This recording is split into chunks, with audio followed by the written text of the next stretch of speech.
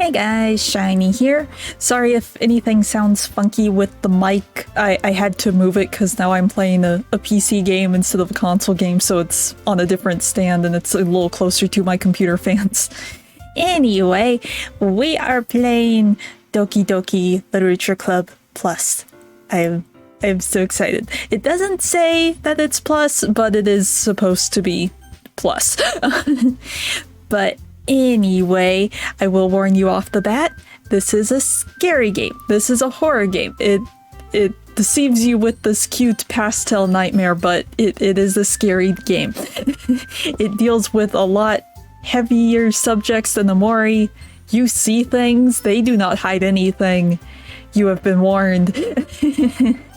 I have played the original DDLC, but it's been a bit. So I probably won't have like good reactions to the old jump scares, but I'm assuming that there's some new ones in here too.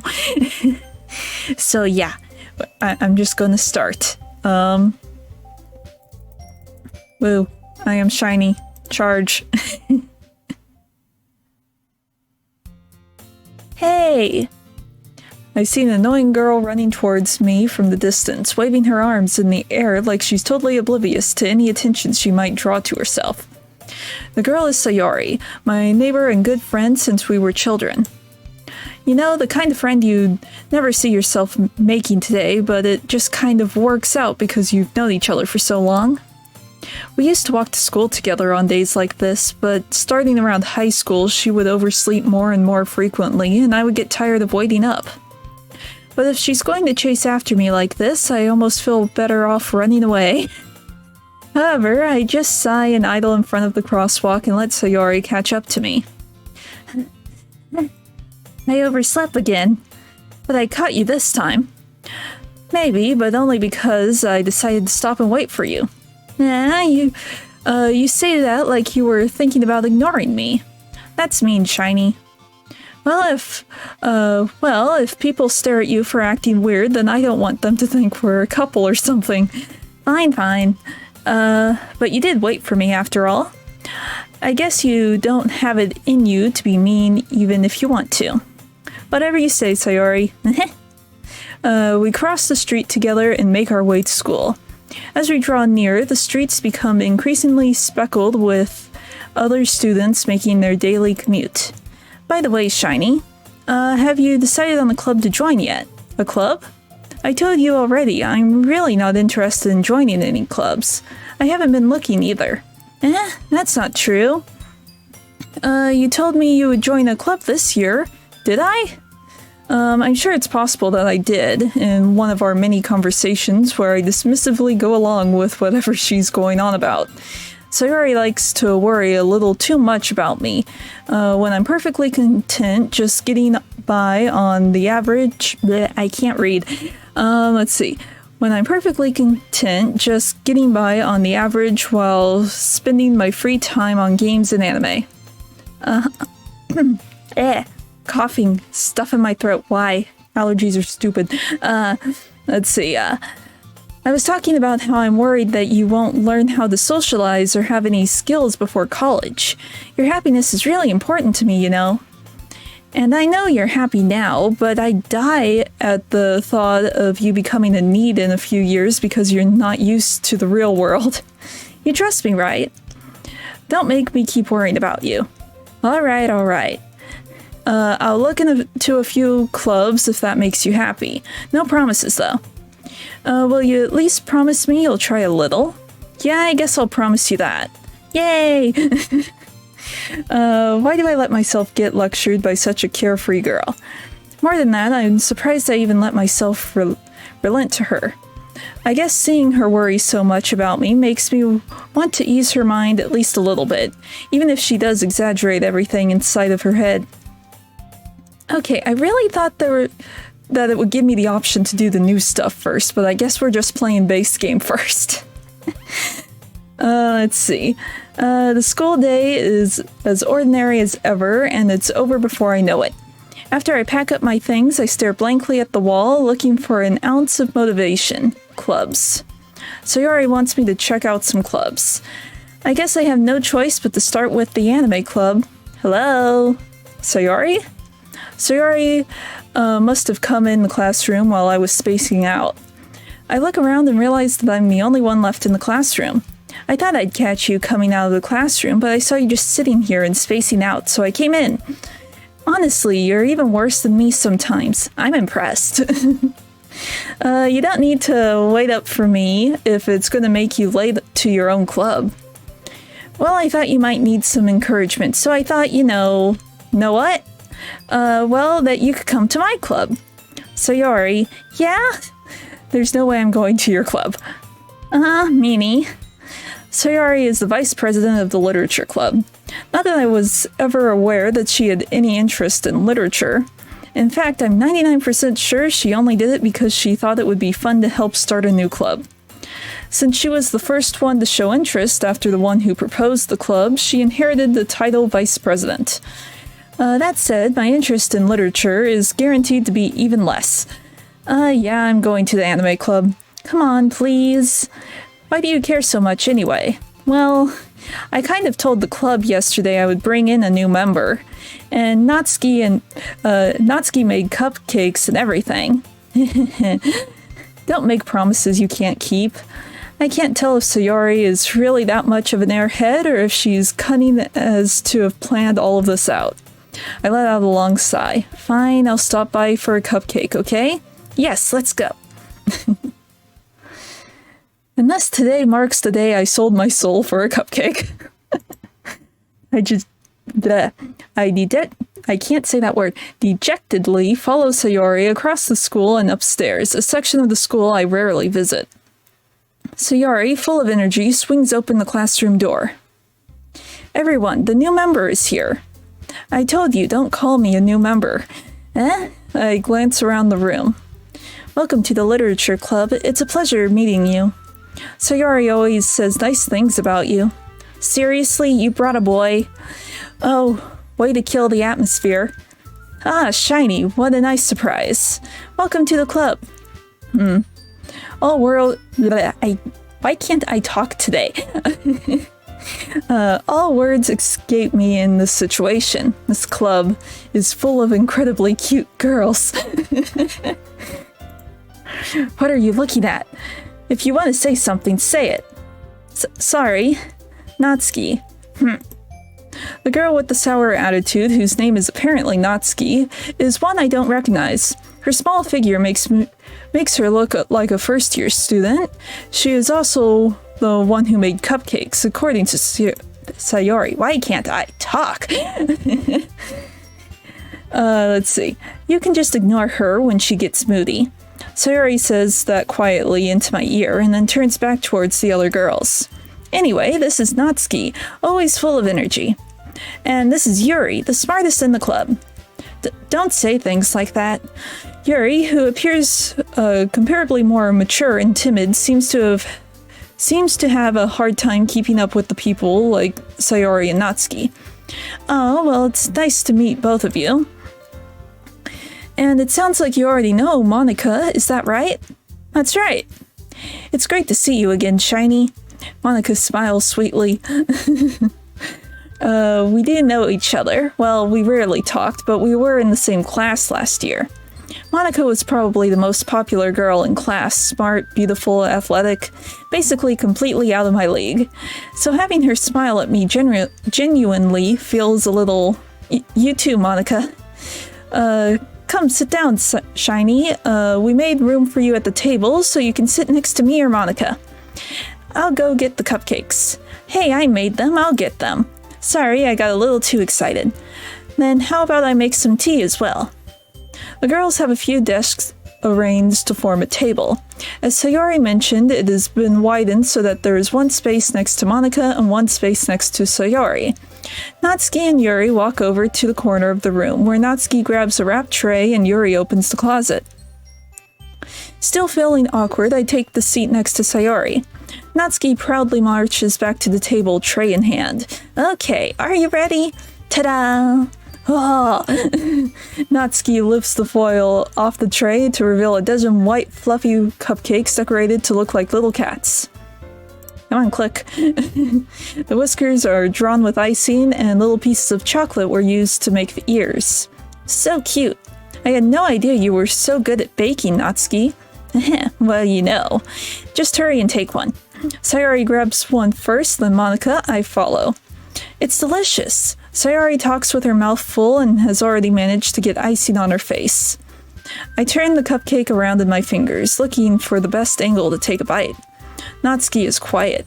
I can't help but notice her sneaking glances in my direction. Is she waiting for me to take a bite? I finally bite down. The icing is sweet and full of flavor. I wonder if she made it herself. This is really good. Thank you, Natsuki. Why are you thanking me? It's not like I... Haven't I heard this somewhere before? Made them for you or anything. I thought you technically did. Sayori said, well, maybe. But not for you, you know. You, dummy. We got the tsundere here. Alright. I give up on Natsuki's weird logic and dismiss the conversation. Yuri returns to the table, carrying the tea set. She carefully places a teacup in front of each of us before setting down the teapot next to the cupcake tray. You keep a whole tea set in this classroom? Don't worry, the teachers gave us permission. After all, doesn't a hot cup of tea help you enjoy a good book? I guess. Don't let yourself get intimidated. Yuri's just trying to impress you. That's not... Insulted, Yuri looks away. I mean that, you know, I believe you. Well, tea and reading might not be a pastime for me, but I at least enjoy tea. I can't read. What is my problem today? I'm glad. Yuri faintly smiles to herself in relief. Monica raises an eyebrow, then smiles at me. So what made you consider the literature club? I was afraid of this question. Something tells me I shouldn't tell Monica that I was practically dragged here by Sayori.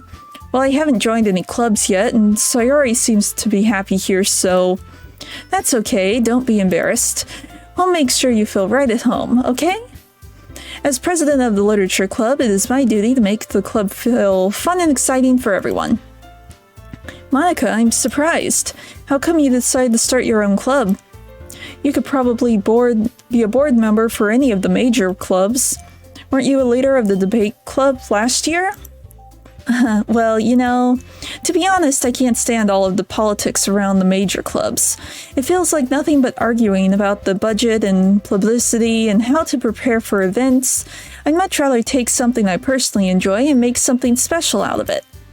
And if it encourages others to get into literature, then I'm fulfilling that dream. Monica really is a great leader. Why won't it click? Yuri also nods in agreement. Then I'm surprised there aren't more people in the club yet. It must be hard to start a new club. You could put it that way. Not many people are very interested in putting out all the effort to start something brand new, especially when it's something that doesn't grab your attention, like literature. You have to work hard to excuse me. You have to work hard to convince people that you're both fun and worthwhile. But it makes school events like the festival that much more important. I'm confident that we can all really grow this club before we graduate. Right, everyone? Yeah. We'll do our best. You know it. Everyone enthusiastically agrees. Such different girls, all interested in the same goal. Monica must have worked really hard just to find these three. Maybe that's why they were all so delighted by the idea of a new member joining. Though I still don't really know if I can keep up with their level of enthusiasm about literature. So, Shiny, what kinds of things do you like to read? Well, considering how little I've read these past few years, I don't really have a good way of answering that. Manga. I mutter quietly to myself, half joking. Natsuki's head suddenly perks up. Oh yeah, she's like the manga nerd. She is my people. It looks like she wants to say something, but she keeps quiet. Not much of a reader, I guess. Well, that can change. What am I saying? I spoke without thinking after seeing Yuri's sad smile. Bleh. Anyway, what about you, Yuri? Well, let's see. Yuri traces the rim of her teacup with her finger. My favorites are usually novels that build deep and complex fantasy worlds. The level of creativity and craftsmanship behind them is amazing to me. And telling a good story in such a foreign world is equally impressive. Yuri goes on, clearly passionate about her reading. She seemed so reserved and timid since the moment I walked in, but it's obvious by the way her eyes light up that she finds her comfort in the world of books, not people. But you know, I like a lot of things. Stories with deep psychological elements usually immerse me as well. Isn't it amazing how a writer can so deliberately take advantage of your own lack of imagination to completely throw you for a loop? Anyway, I've been reading a lot of horror lately. I read a horror book once. I desperately grasped at something I can relate to at the minimal level. At this rate, Yuri might as well be having a conversation with a rock. Really, I wouldn't have expected that, Yuri. For someone as gentle as you. I guess you could say that. But if a story makes me think or takes me to another world, then I really can't put it down. Surreal horror is often very successful at changing the way you look at the world, if only for a brief moment. Ugh, I hate horror. Oh, why's that? Well, Natsuki's eyes dart over to me for a split second. Never mind. That's right, you usually like to write about cute things, don't you, Natsuki? What? What gives you that idea? You left a piece of scrap paper behind last club meeting. It looked like you were working on a poem called Don't Say It Out Loud. And give that back. Fine, fine. Your cupcakes, your poems, everything you do is just as cute as you are. Sayori sidles up behind Natsuki and puts her hands on her shoulders. I'm not cute. Natsuki, you write your own poems? Well, I guess sometimes. Why do you care? I think that's impressive. Why don't you share them sometime? No. Natsuki averts her eyes. You wouldn't like them. Not a very confident writer yet. I understand how Natsuki feels. Sharing that level of writing takes more than just confidence. The truest form of writing is writing to oneself. You must be willing to open up to your readers, exposing your vulnerabilities and showing even the deepest reaches of your heart. Do you have writing experience too, Yuri? Maybe if you share some of your work, you can set an example and help Natsuki feel comfortable enough to share hers. I guess it's the same for Yuri. I wanted to read everyone's poems. We all sit in silence for a moment. Okay, I have an idea, everyone. Natsuki and Yuri look quizzically at Monika. Let's all go home and write a poem of our own. Then, next time we meet, we'll all share them with each other. That way, everyone is even. Yeah, let's do it. Plus, now that we have a new member, I think it will help us all get to blah blah blah blah blah blah blah. I think it will help us all get a little more comfortable with each other and strengthen the bond of the club. Isn't that right, Shiny? Monika smiles warmly at me once again. Hold on, there's still one problem. What's that?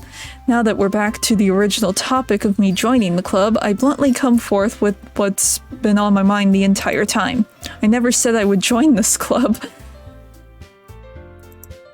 Sayori may have convinced me to stop by, but I never made any decisions. I still have other clubs to look at, and, I lose my train of thought. All four girls stare back at me with blah blah blah blah dejection eyes. But I'm sorry, I thought, Shiny, you all are defenseless against these girls. How am I supposed to make a clear-headed decision when it's like this? That is, if writing poems is the price I need to pay in order to spend every day with these beautiful girls, right? Okay, I've decided then. I'll join the literature club. One by one, the girls' eyes light up. Yes, I'm so happy. Sayori wraps her arms around me, jumping up and down. Hey, you really did scare me for a moment. If you really just came for the cupcakes, I would be super ticked. Then that makes it official. Welcome to the literature club. Thanks, I guess. Okay, everyone. I think with that, we can officially end today's meeting on a good note. Everyone remember tonight's assignment. Write a poem to bring to the next meeting so we can all share. Okay, let's see. Monica looks over at me once more. Shiny, I look forward to seeing how you express yourself. Yeah. I can really impress the class... Can I really impress the class star Monica with my mediocre writing skills? I already feel the anxiety welling up inside me. Meanwhile, the girls continue to chit-chat as Yuri and Natsuki clean up their food. Hey Shiny, since we were already here, do you want to walk home together? That's right, Sayori and I never walk home together anymore because she always stayed after school for clubs. Sure, might as well. Yay! With that, the two of us depart the club room and make our way home. The whole way, my mind wanders back and forth between the four girls. Sayori, Natsuki, Yuri, and of course Monica. Will I really be happy spending every day after school in the literature club? Perhaps I'll have a Perhaps I'll have a chance to grow closer to one of these girls. Alright, I just need to make the most of my circumstances and I'm sure good fortune will find me. And I guess that starts with writing a poem tonight. Going to have water.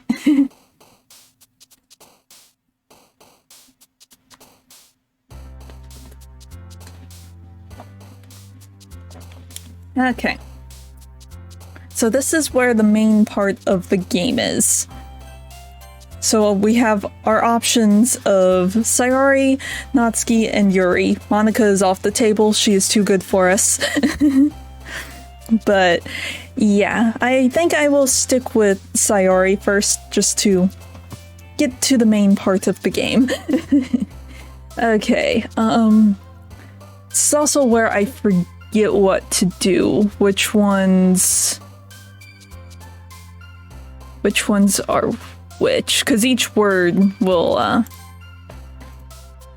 yeah. Come on, save. Oh, I guess I can't write over the... Okay. I think Sayori is smile? Yes. Friends for sure.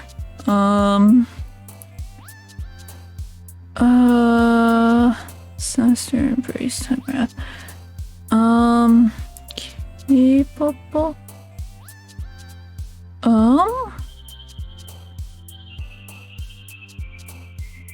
So. Yes.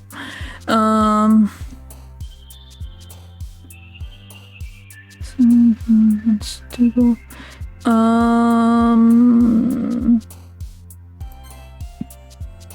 Well, I'm guessing right at least. I meant to look over the word list before stream and I forgot.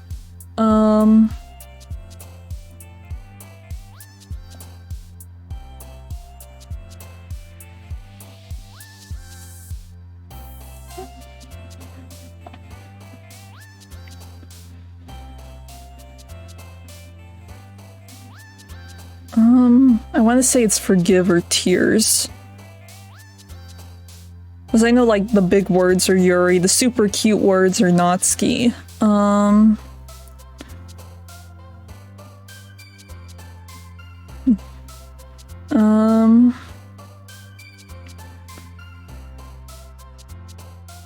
try tears? Yes.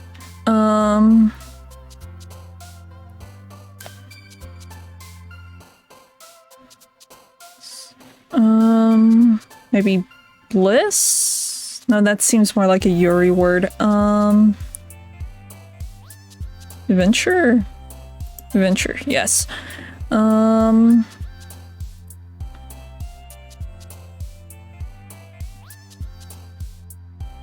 Summer? Nope, that was Natsuki, darn it. Yes, load. I'm pretty sure I have to get, like, the poems perfect. Let's see. All the words have changed. Jump? Maybe. Nope, that is Natsuki. It's hard to keep track of so many words. Bouncy.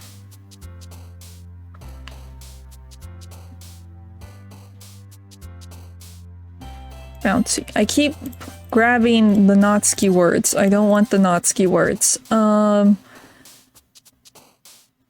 Okay, excitement.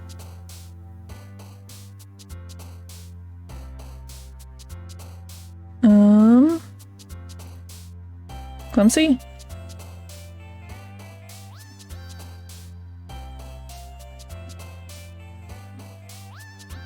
Cry.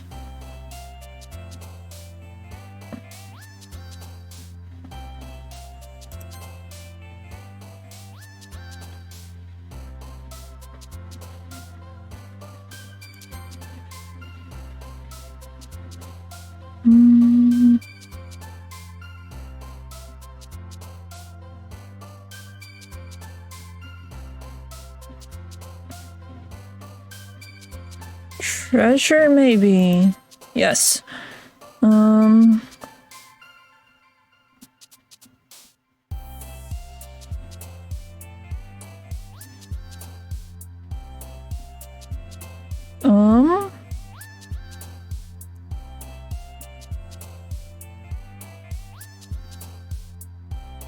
gonna go with dream, I think. Nope, that was Yuri. Eventually I'll get through this. As I can't remember if I have to get, like, the poems perfect, or if I'm fine if I mess up a couple of them. I really can't remember. It's been a couple years.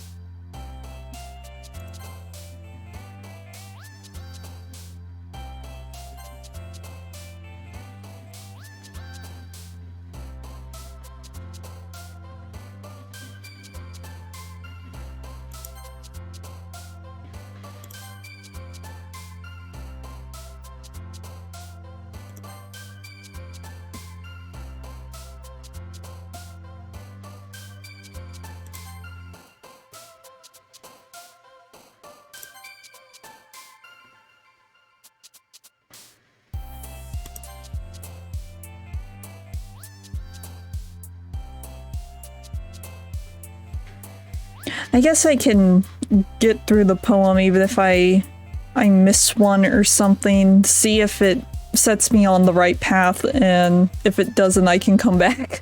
I do have the save file right in front of the choices.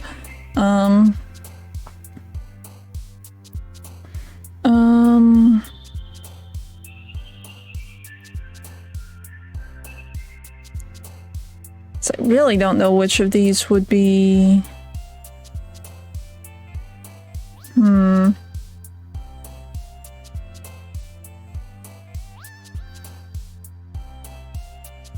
Yeah, I can't see any of these actually being for Sayori, so maybe you're just supposed to get the majority of the words?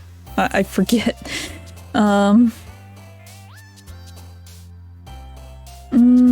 Maybe flying? Or flying works for her, apparently. Lazy. Fun? Wasn't fun one of her words? Yeah.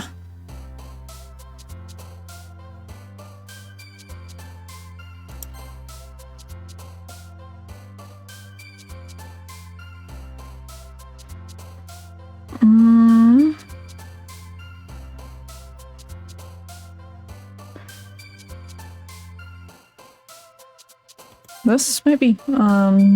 She likes... Nope, that was Natsuki. Okay, I've messed up once. I'll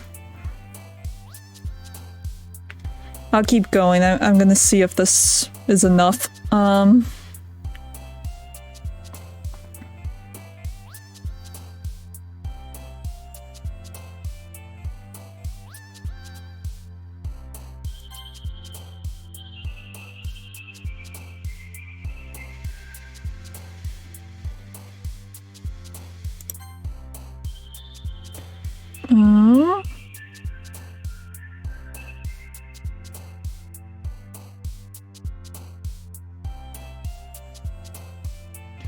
maybe...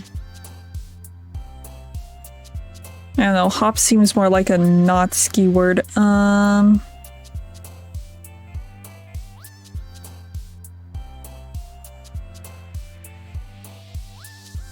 Maybe...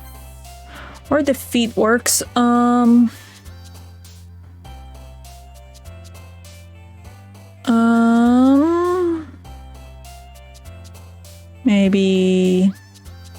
Maybe time?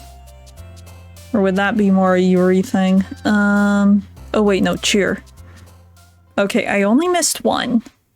This will tell me if I did this right. Hi again, Shiny. Here, let me just in case. Glad to see you didn't run away on us, haha. Nah, don't worry. This might be a little strange for me, but I at least keep my word. Well, I'm back at the literature club. I was the last to come in, so everyone else is already hanging out. Thanks for keeping your promise, Shiny. I hope this isn't too overwhelming of a commitment for you, making you dive headfirst into literature when you're not accustomed to it. Oh, come on, like he deserves any slack. Sayori told me you didn't even want to join any clubs this year. And last year, too. I don't know if you plan to just come here and hang out or what, but if you don't take us seriously, then you won't see the end of it. Natsuki, you certainly have a big mouth for someone who keeps her manga collection in the club room. Natsuki finds herself stuck between saying Monica and manga. Manga is literature. Agreed. Swiftly defeated, Natsuki plops back into her seat. Don't worry, guys. Shiny always gives it his best as long as he's having fun. I guess I should have gave myself like a guy name. I wasn't thinking. Well, for the next save file, I can. He helps me with busy work without me even asking. Like cooking, cleaning my room. How dependable. Sorry, Sayori. That's because your room is so messy, it's distracting. And you almost set your house on fire once. Is that so? You two are really good friends, aren't you? I might be a little jealous. How come? You and Shiny can become good friends too. Sayori? As usual, Sayori seems oblivious to the weird situation she just put me into. Yuri even brought you something today, you know. Wait, Sayori. Me? Not really. Don't be shy. It's really nothing. What is it? Never mind. Sayori made it sound like a big deal when it's really not. What do I do? I'm sorry, Yuri. I wasn't thinking. I guess that means it's up to me to rescue the situation. Hey, don't worry about it. First of all, I wasn't expecting anything in the first place, so any nice gesture from you is a pleasant surprise. It'll make me happy no matter what. Is that so? Yeah, I won't make it a big deal if you don't want it to be. Alright, well, here. Yuri reaches into her bag and pulls out a book. I didn't want you to feel left out, so I picked out a book that I thought you might enjoy. It's a short read, so it should keep your attention even if you don't usually read. And we could, you know, discuss it if you wanted. This is... How is this girl accidentally being so cute? She even picked out a book she thinks I'll like, despite me not reading much. Yuri, thank you. I'll definitely read this. I enthusiastically take the book. Yeah. Well, you can read it at your own pace. I look forward to hearing what you think. Now that everyone's settled in, I expected Monica to kick off some scheduled activities for the club, but that doesn't seem to be the case. Sayori and Monica are having a cheery conversation in the corner. Yuri's face is already buried in a book. I can't help but notice her intense expression, like she's always waiting for this chance. Meanwhile, Natsuki is rummaging around in the closet. Man, it looks like no one wants to be bothered today. I slumped down in the nearest desk. Blah, blah. How am I supposed to occupy myself with something literature related by myself like this? I guess I could always read some of the book Yuri gave me, but I'm feeling a little too tired to read. I could probably fall asleep right now. I close my eyes and end up listening in on Sayori's conversation with Monica. We're probably gonna seem really lame compared to all the other clubs, though. Well, we can't give up. The festival is our chance to show everyone what literature is all about. The problem is that the idea of a literature club sounds too dense and intellectual. But it's not like that at all, you know. We just need a way of showing that to everyone. Something that speaks to their creative minds. That doesn't solve the problem, though. Huh? What do you mean? Even if we came up with the most fun thing ever, nobody will come in if the first place if it's a literature event. So it's more important to figure out how to get people to show up in the first place, you know? And after they come, we can do a thing to speak to their creative minds. What's this? Sayori is taking this really seriously. It's rare to hear her deliberating like this. Huh, that's a good point. In that case, do you think food will do the trick? What kind?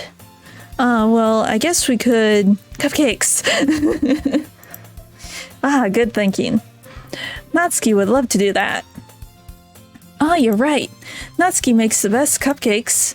That would work out perfectly. That wasn't why you suggested it? Cupcakes speak to my creative tummy. Cupcakes it is, then. I'm hungry. Anyway, we still need to work out the details of this event itself. I find myself smiling. In the end, Sayori is still her usual self. But therein lies the unexpected reason I admire her. Unlike me, who has trouble finding any motivation at all, Sayori can put her mind to things and make them come to life. I suppose that's why I end up letting her get on my case about things. I can't help but wonder what it would be like to see the world through her eyes. I open my eyes to find Sayori's face filling my vision. I nearly fall out of the chair. Sorry. Wait.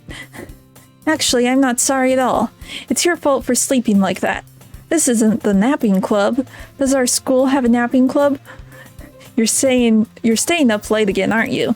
Now that you're in the club, you're gonna have less time for anime, you know. You'll need to get used to it. Don't say that so loud. I glance over my shoulder to see if Monica overheard. It's true, though. Yeah, I know. You're always looking out for me, Sayori. It's what I do best. That's the problem. What about you? You look out for me better than you look out for yourself. You're still oversleeping every day, aren't you? Not every day. That's not very convincing. How many days this past week have you gotten up on time? It's a secret. I knew it. Come on. At least give me the benefit of the doubt. I can't even do that. Look, Sayori, it's written all over you. Huh? Sayori glances around herself. How is it written all over me? You were clearly in a rush this morning. Look at your hair sticking out, all around here. Ah! I run my fingertips down the side of Sayori's hair, trying to straighten it out. Man, you really need to brush for this. My hair is just really hard to get right. I won't fall for that. There's more than just your hair. Look at your bow. Look, your bow isn't straight either. And there's a toothpaste stain on your collar right here. I tried to wipe off the stain with my finger, but nobody would ever notice that. Of course they would. Nobody's gonna tell you about it because they don't want to embarrass you. Fortunately, I don't really care about that. Hey, you meanie. And you don't even keep your blazer buttoned up. Seriously, Sayori. Why do you think you don't have a boyfriend yet? That's super mean. Sorry, but you'll have to thank me later. I start to button up her blazer from the bottom. Once you see how much better it looks, you'll change your mind. And the awkward shots begin. This is so funny. What is? Well, I was just thinking how weird it is to have a friend who does these kind of things. Huh? Don't say that. You'll make me feel weird about it, stupid. It's okay, though.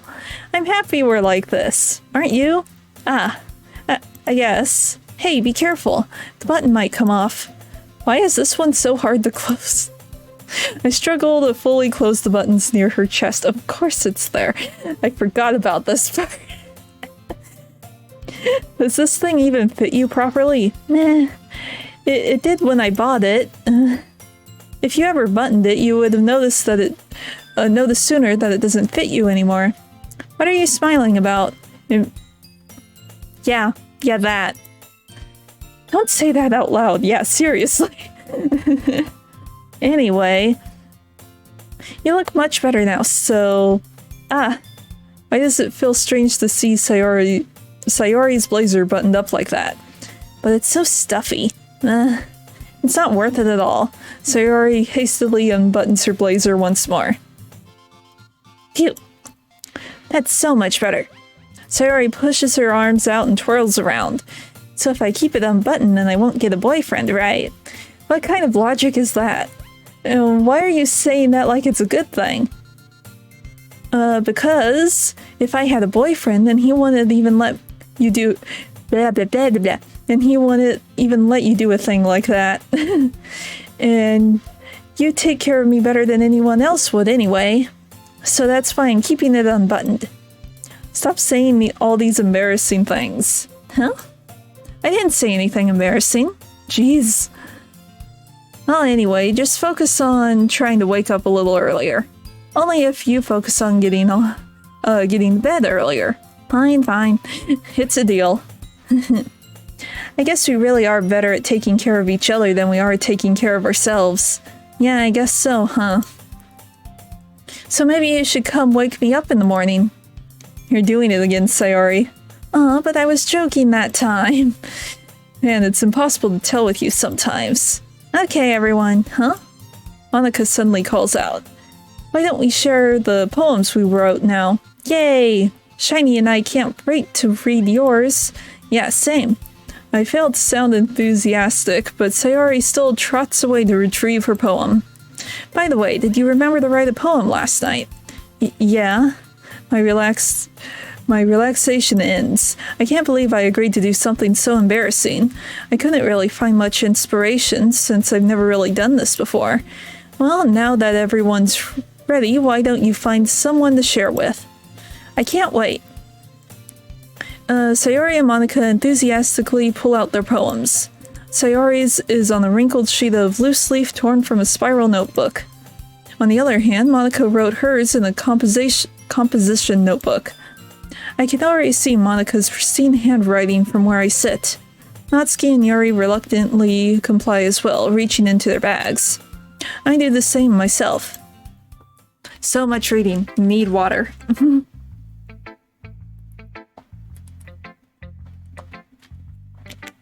Okay. Well, we're going on the Sayori route, so we're gonna talk to Sayori first. I'm definitely most comfortable sharing it with Sayori first. She's my good friend after all. Oh my goodness. This is so good, Shiny. Huh?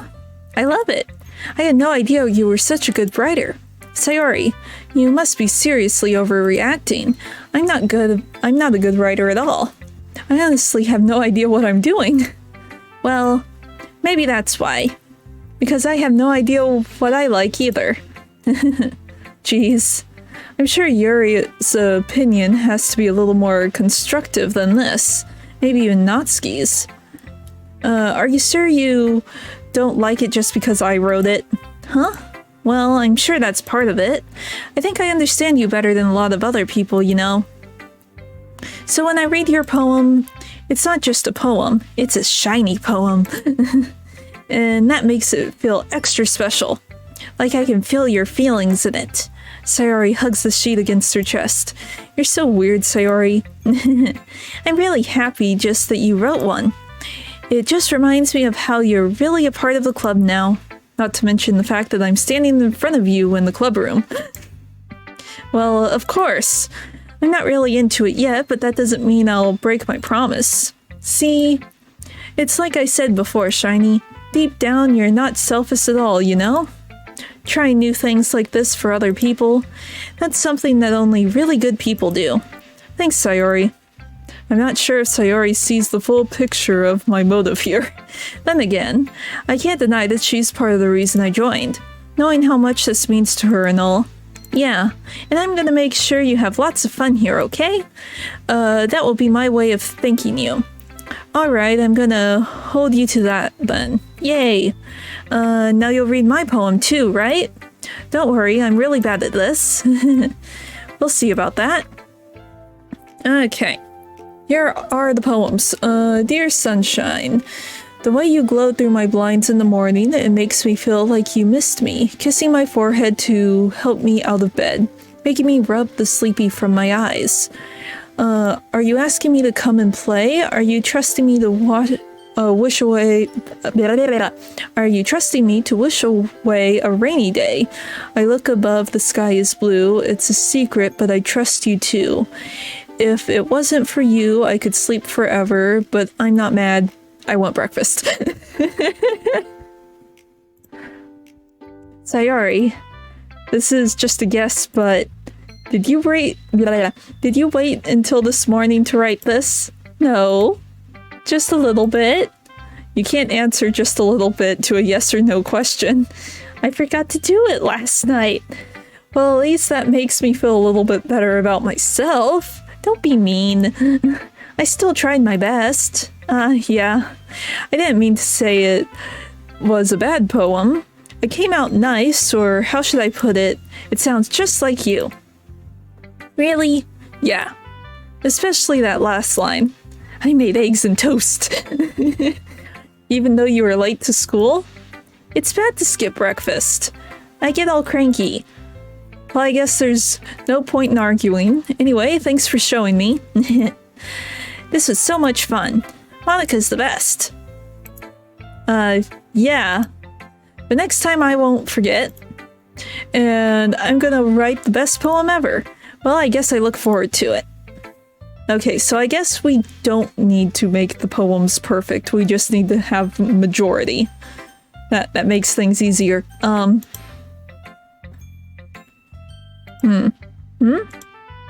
it's about what I expected from someone like you. That's a little blunt. Well, excuse me. It's not like I said it was bad. It just doesn't evoke any emotions. So basically, it's not cute enough for your tastes. If you want to get smacked, I'll pass. Well, anyway, I guess I need to show you mine. Not that you'll like it. Eagles can fly, monkeys can climb, crickets can leap, horses can race, owls can seek, cheetahs can run, eagles can fly, people can try, but that's about it. Yeah, I told you that you weren't gonna like it. I like it. What? Just be honest. I am. Why are you so convinced that I wouldn't like it? Well, because everyone in high school thinks that writing has to be all sophisticated and stuff, so people don't take my writing seriously. But isn't the point of poems for people to express themselves? Your writing style wouldn't make your message any less valid. Yes, exactly. I like when it's easy to read, but it hits you hard. Like this poem. Seeing everyone around you do these great things can be really disheartening. So I decided to write about it. Yeah, I understand. But the other nice thing about simple writing is that it puts more weight on the wordplay. Like I set up for a rhyme at the end, but then made it fall flat on purpose. It helps bring out the feeling in the last line. So you did. I guess more went into it than I realized. That's what it means to be a pro. I'm glad you learned something. Didn't expect that from the youngest one here, did you? Yeah, guess not. I decided to humor her with that last comment. I don't really care how old everyone is, but if Natsuki is feeling proud, then I won't take that away from her. I should have grabbed 2 bottles of water instead of just 1, because I'm gonna go through this one really quick.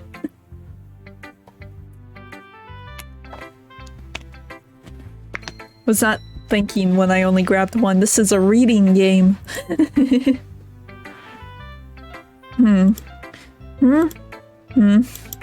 Yuri stares at the poem. A minute passes, more than enough time for her to finish reading. Oh, sorry. I forgot to start speaking. It's fine, don't force yourself. I'm not. I just need to put my thoughts into words. Hold on. okay. This is your first time writing a poem, right? Yeah. Why do you ask? I'm just making sure. I guess that it might be after reading through it. So it's that bad. No! Did I just raise my voice? I'm sorry. Yuri buries her face in her hands. I couldn't help but notice that it's been several minutes and we really haven't gotten anywhere. It might take Yuri a while to get used to new people. It's fine, I really didn't notice. What were you saying? Right, it's just that there are specific writing habits that are usually typical of new writers, and having been through that myself, I kinda learned to pick up on them. I think the most noticeable thing I recognize in new writers is that they try to make their style very deliberate. In other words, they tend to pick a writing style separate from the topic matter, and they form-fit the two together. The end result is that both the style and the expressiveness are weakened. Once Yuri finds her train of thought, it's as if her demeanor totally changes. Her stammering is completely gone and she sounds like an expert. Of course, that's not something you can be blamed for. There's so many different skills and techniques that go into writing even a simple poem. Not just finding them and building them, but getting them to work together is probably the most challenging part. It might take you some time, but it all comes with practice and learning by example and trying new things. I also hope that everyone else in the club gives you valuable feedback. Natsuki can be a little biased, though. Biased? How? Well, never mind. I shouldn't be talking about people like that. Sorry. It's fine. I'm not sure if Yuri is apologizing to herself, to me, or to Natsuki. Do you mind if I read your poem now? Please do. I'd love to share my thought process behind it. Yuri smiles dreamily, as if that's a rare opportunity for her, which itself is kind of funny. After all, isn't this supposed to be the literature club?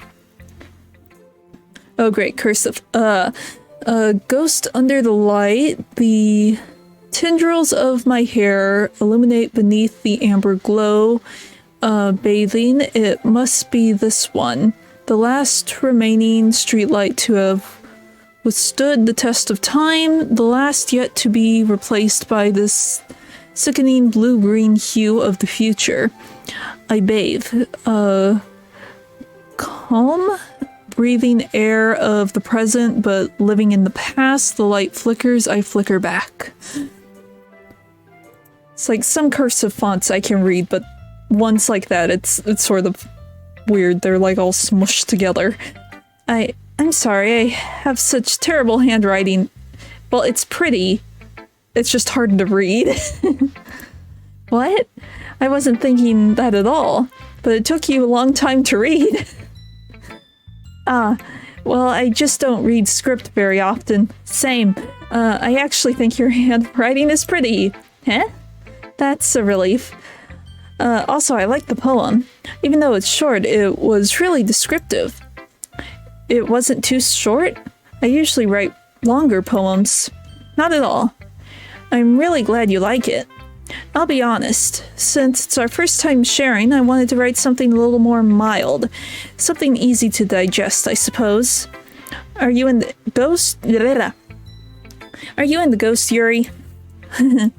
Actually, the story isn't about a ghost at all, Shiny. Really? I must have totally missed the point. Well, I suppose you did only glance over it after all. But remember that poets often express their own thoughts, feelings, and experiences in their work. They usually do more than tell a simple story or paint a picture. In this case, perhaps the subject of the poem is only being symbolically composed as a ghost. Compared to a ghost. I am tired. I can't read at all. Lingering in her last remaining place of comfort, unable to let go of the past, and soon to be left with nothing. That's a lot more solemn, putting it that way. I hadn't even thought of that. That's impressive. It's nothing, really. Well, it makes me happy that you think that. Just remember that it won't be long before you pick up on these things too. Yeah, maybe you're right. I guess I'll have to keep trying. I'm counting on you. Okay. time to talk to Monica. Hi, Shiny. Having a good time so far? Yeah. Good, glad to hear it. By the way, since you're new and everything, if you ever have any suggestions for the club, like new activities or things we can do better, I'm always listening. Don't be afraid to bring things up, okay? Alright, I'll keep that in mind. Of course I'll be afraid to bring things up. I'm much better at just going with the flow until I'm more settled in. Anyway, want to share your poem with me? It's kind of embarrassing, but I guess I have to. Don't worry, Shiny. We're all a little embarrassed today, you know? But it's that sort of barrier that we'll all... blah, blah, blah, blah, blah, blah. But it's that sort of barrier that we'll all learn to get past soon. Yeah, that's true. I hand Monica my poem. I like this one. It makes me think of something Sayori would like. Is that so? You and Sayori are really good friends, right? I wouldn't be surprised if you had those sorts of things in common. We may be good friends, but Sayori and I are actually really different. Well, that may be the case. But maybe there are also some similarities that you wouldn't expect. The way she talks about you. It sounds like the two of you really care about each other's well-being. Even if you show it in different ways, it ends up being more similar than you'd think. So I think that's kind of the vibe I get when reading your poem. You sure you're not reading into this too much? I could be. Oh gosh, I sound like Yuri. But in any case, Sayori's writing has kind of a gentle feel to it. I can tell that she likes exploring with emotions like happiness and sadness. Who knew that someone so happy would enjoy sad things too? Yeah, that's totally unexpected. Well, to each their own. And you shouldn't be afraid to experiment a little either. I'm sure I'll end up trying different things a lot. It could take a while before I feel comfortable doing this. That's okay. I'd love to see you try new things. That's the best way to find the kind of style that suits you. Everyone else might be a little bit biased towards their own kinds of styles, but I'll always help you find whatever suits you most. So don't force yourself to write the way everyone else wants you to write. It's not like you have to worry about impressing them or anything. Anyway, do you want to read my poem now? Don't worry, I'm not very good.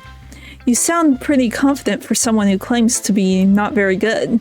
Well, that's because I have to sound confident. That doesn't mean I always feel that way, you know? I see. Well, let's read it then. Let's see. Hole in the wall. It couldn't have been me. See the direction the spackle protrudes. It couldn't have been me. See the direction the spackle protrudes. A noisy neighbor, an angry boyfriend. I'll never know. I wasn't home. I peer inside for a clue. No, I can't see. I reel. Blind like a film left out in the sun. But it's too late. My retina's already scorched with a permanent copy of the meaningless image. It was just a hole. It wasn't too bright. It was too deep, stretching forever into everything, a hole of infinite choices. I realize now that I wasn't looking in, I was looking out, and he, on the other side, was looking in. So, what do you think? It's very freeform, if that's what you want to call it. Sorry, I'm not really the right person to ask for feedback. It's okay. Yeah, that kind of style has gotten pretty popular nowadays. That is, a lot of poems have been putting emphasis on the timing between words and lines. When performed out loud, it can be really powerful. What was the inspiration behind this one? Well, I'm not sure if I know how to put it.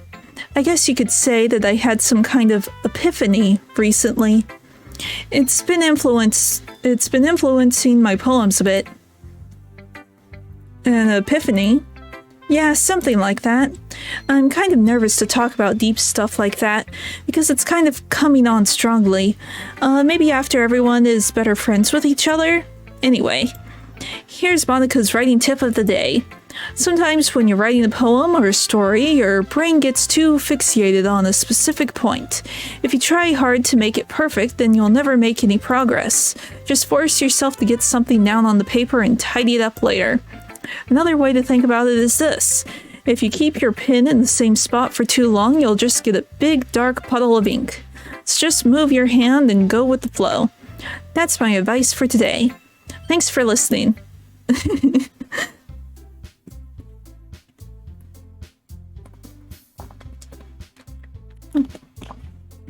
Need all the water today.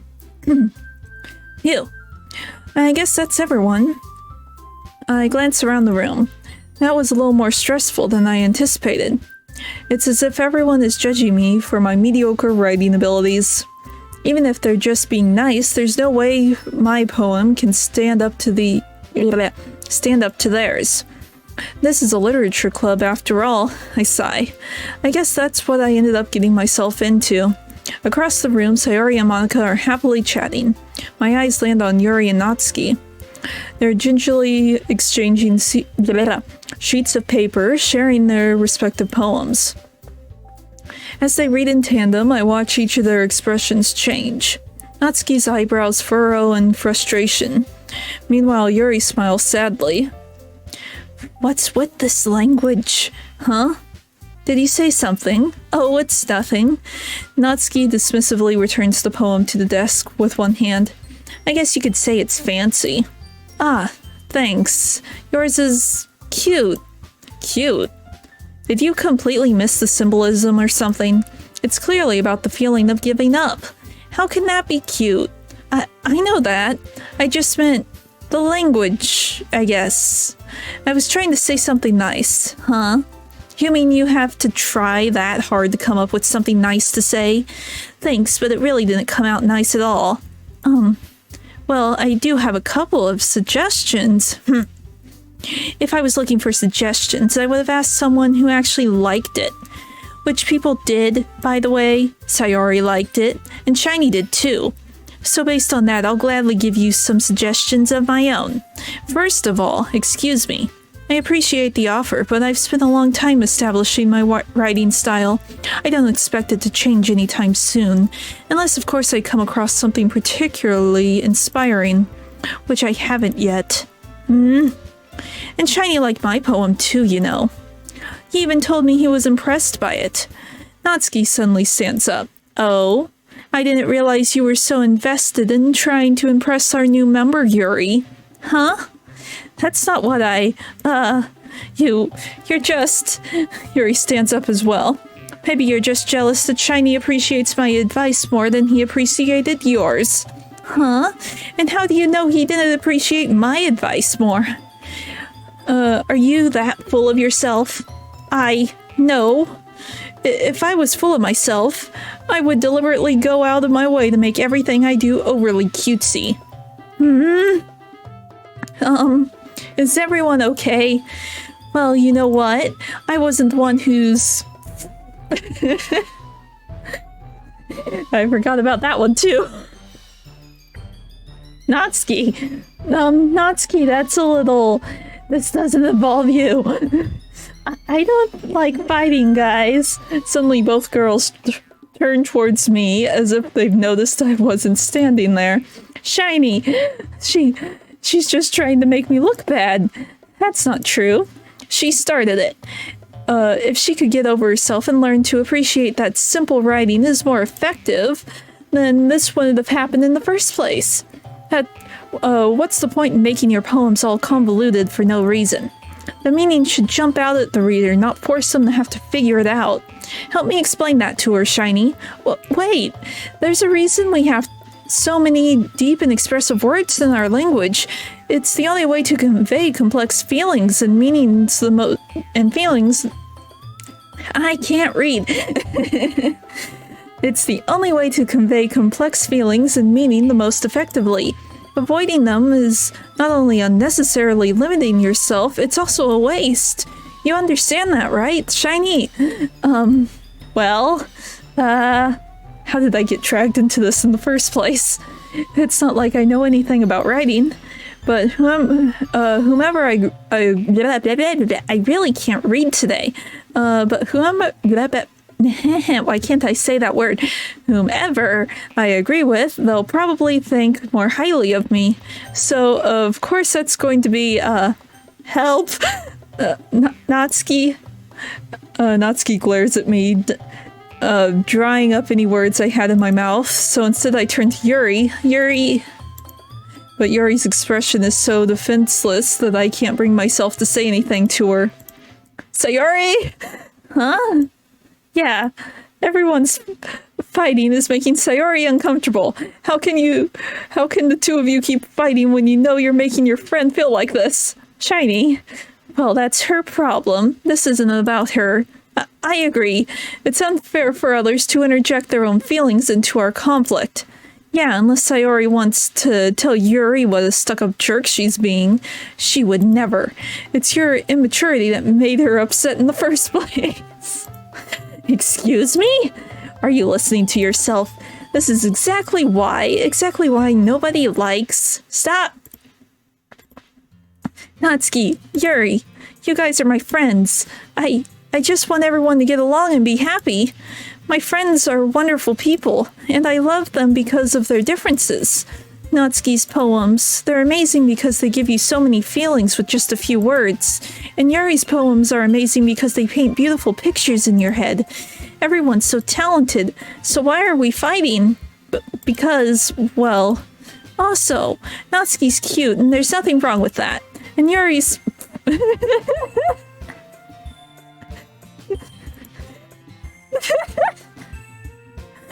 I forgot that was a thing in the series. It's been a while since I played this. Sayori stands triumphantly. Monika stands behind her with a bewildered expression. I'll make some tea. Yuri rushes off. Natsuki sits down with a blank expression on her face, staring at nothing. So this is why Sayori is vice president, I whisper to Monika. She nods in return.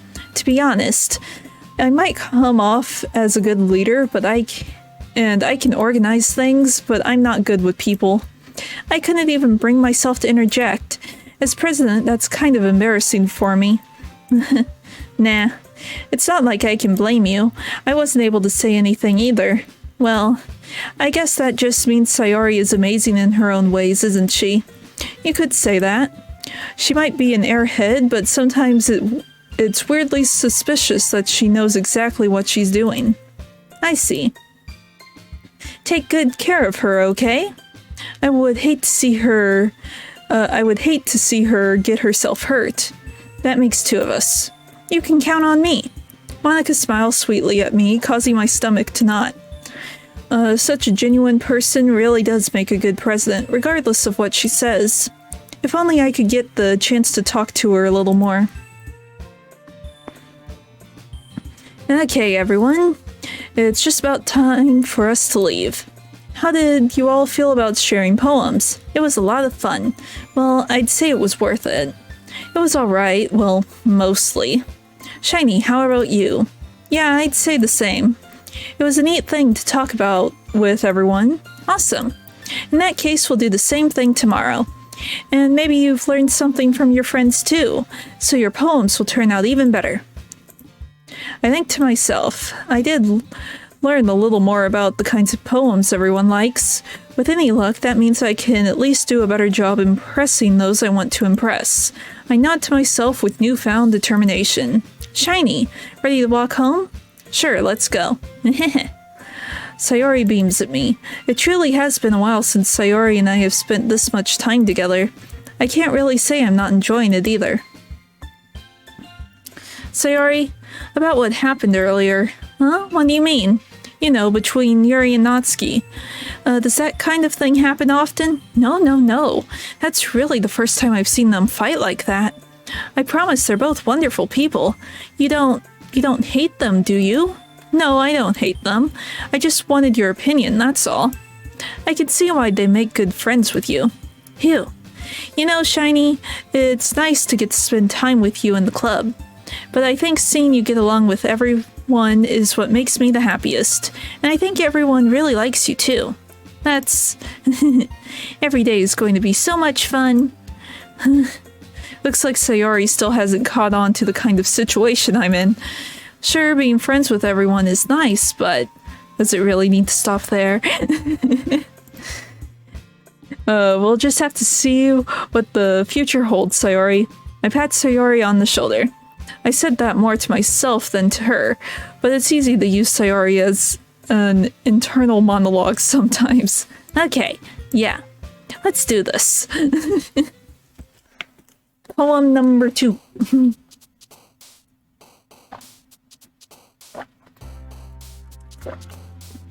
Okay, so summer is Natsuki. Oh wait, bed, duh. Let's see, childhood, tears.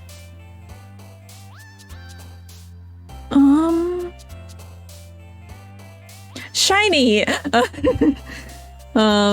Probably daydream? Yeah.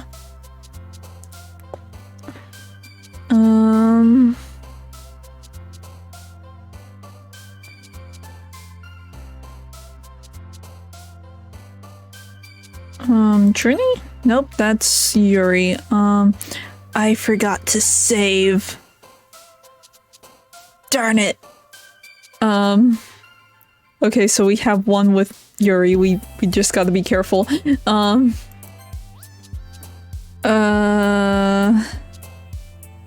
Cheer?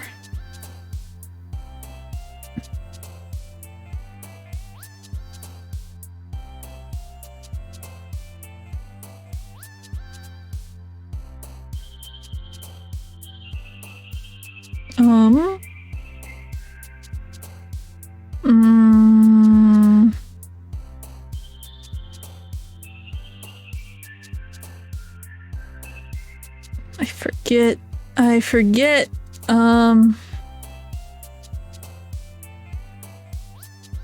Silly? Okay. Clumsy.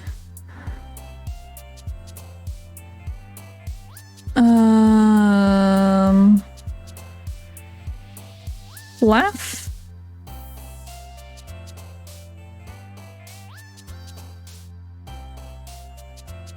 Memories.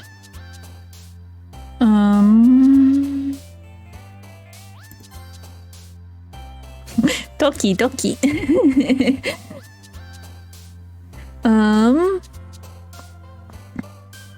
Promise was one of hers, right? Lazy. Forgive.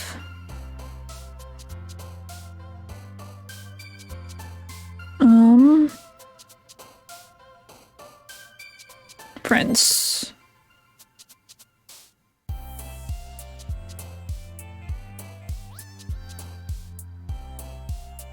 I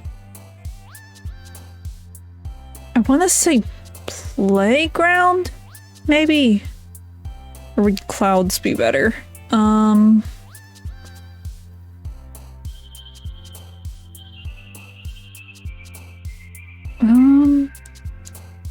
Or hurt. Hurt might be one of Sayori's.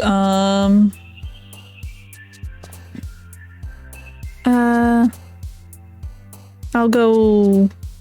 I guess I'll go with playground. Nope, that was Natsuki. Okay, we have one for everyone now.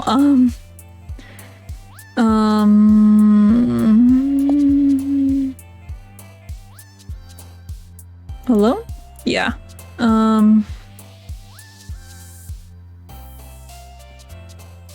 Hope.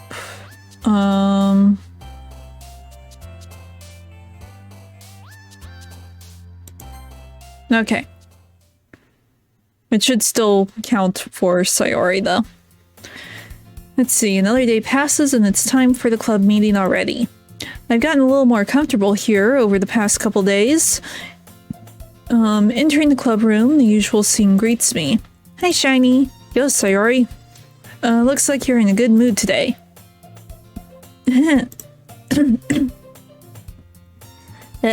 throat hurts. Reading too much, I guess. I'm just still not used to you being in the club, that's all. I see. That's a pretty simple thing to get you in a good mood. But I guess it's always the simple things with you. Anyway, speaking of which, I'm kind of hungry. Will you come with me to buy a snack? No thanks. Huh? That's not like you at all. I have my reasons. Why don't we take a look at your purse, Sayori? Huh? Why that, all of a sudden? No reason, really. I just wanted to look at it. Ah, Sayori nervously retrieves her coin purse. She fumbles with the latch and gets it open. Then she turns it upside down and lets its contents spill onto the desk. Only 2 small coins fall out. I knew it. I can see right through you, Sayori. That's not fair. How did you even know? It's simple. If you had enough money in the first place, you would have bought a snack before coming to the club room. So either you're not hungry and you wanted an excuse to take a walk, or you plan to conveniently forget that you spent all of your money so that I would lend you some. But there's one more thing. You're always hungry.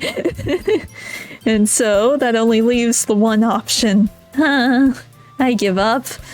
Don't make me feel guilty. If you feel guilty, that means you deserve to feel guilty. Yuri suddenly giggles. Huh?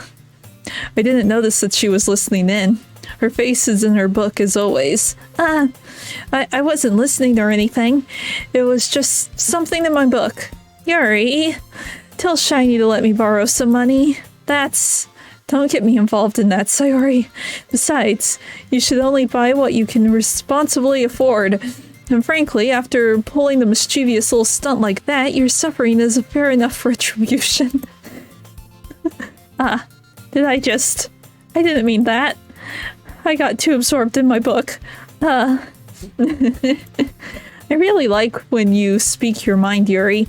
It doesn't happen much, but it's a fun side of you. There's no way you could think that. You were right, though. I did something bad, and now I have to accept the retribution. That. Still, coming from you, Sayori. I guess there's a little devil inside all of us, isn't there? Don't let her fool you.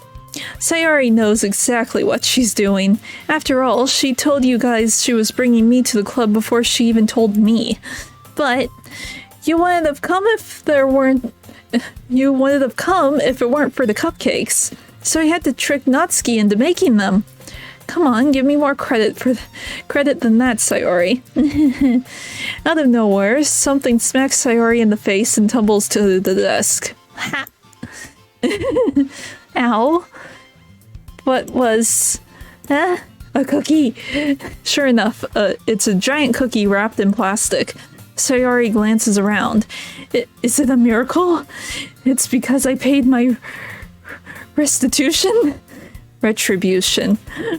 Actually, that one almost worked. I was just gonna give it to you, but then I heard you blab about the cupcakes. It was totally worth seeing your reaction, though. Natsuki, that's so nice of you. I'm so happy. Sayori hugs the cookie. Geez, just eat it. Sayori rapidly tears open the wrapper and takes a big bite. So good. Sayori suddenly claps her hands over her mouth. I bit my tongue. You're going through a lot over just one cookie. Natsuki takes a bite out of her own. Yours looks really good too, Natsuki. Can I try it? Jeez. Beggars can't be choosers, but yours is chocolate. Yeah, why do you think I gave you that one? Fine. Still, I'm really happy that you shared this one with me. Sayori gets out of her seat and goes behind Natsuki and then wraps her arms around her. Jeez. I get it. Cookie still in hand, Natsuki reaches up to nudge Sayori off of her. Sayori suddenly leans down and takes a bite of Natsuki's cookie. Hey! Did you seriously just do that? Mouthful, Sayori trots away to safety. Yuri and I laugh as well. Jeez, you're such a kid sometimes. Monica, can you tell Sayori... Huh? Natsuki glances around. Monica isn't in the club room. Where's Monica anyway? Good question. Have any of you heard anything about her being late today? Not me. Yeah, I haven't either. That's a bit unusual. I hope she's okay. Of course she's okay. She probably just had something to do today. She's pretty popular after all. Huh? You don't think she has a... I wouldn't be surprised. She's probably more desirable than all of us combined. That's true. Excuse me. Suddenly the door swings open. Sorry, I'm super sorry. Ah, there you are. I didn't mean to be late. I hope you guys weren't worried or anything. Huh? Monica chose the club over her boyfriend after all. You're so strong-willed. Boyfriend? What on earth are you talking about? Monica quizzically glances at me. Never mind that. What held you up anyway? Well, my last period today was study hall. To be honest, I kinda just lost track of time. That makes no sense, though. You would have heard the bell ring at least. I must not have heard it since I was practicing piano. Piano? I wasn't aware you played music as well, Monica. I don't really. I kind of just started recently. I've always wanted to learn piano. That's cool. You should play something for us, Monica. Monica looks at me. Maybe once I get a little bit better, I will. Yay! That sounds cool. I'd also look forward to it. Is that so? In that case, I won't let you down, Shiny. Monica I really can't read anymore. Monica smiles sweetly. I didn't mean to any pressure or anything. Don't worry. I've been practicing a whole lot recently, and I'd really love the chance to share once I'm ready. I see. In that case, best of luck. Thanks. So I didn't miss anything, did I? No, not really. I choose to leave out Sayori's mischievous escapade. I'm sure Natsuki will end up complaining to her anyway. It looks like everyone has already settled down. Sayori somehow already finished her entire cookie. Yuri is back to her book, and Natsuki disappeared into the closet. Need more water.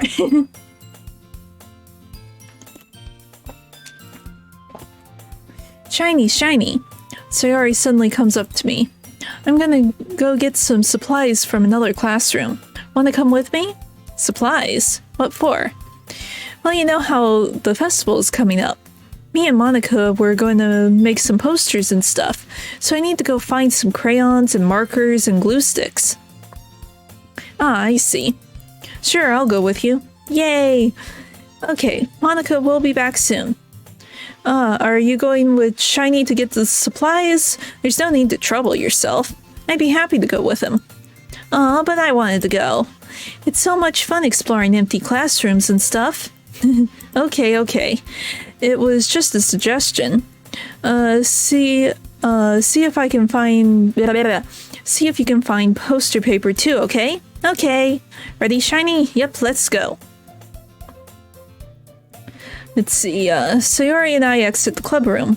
I follow behind Sayori as Sayori hums and skips around the hallway.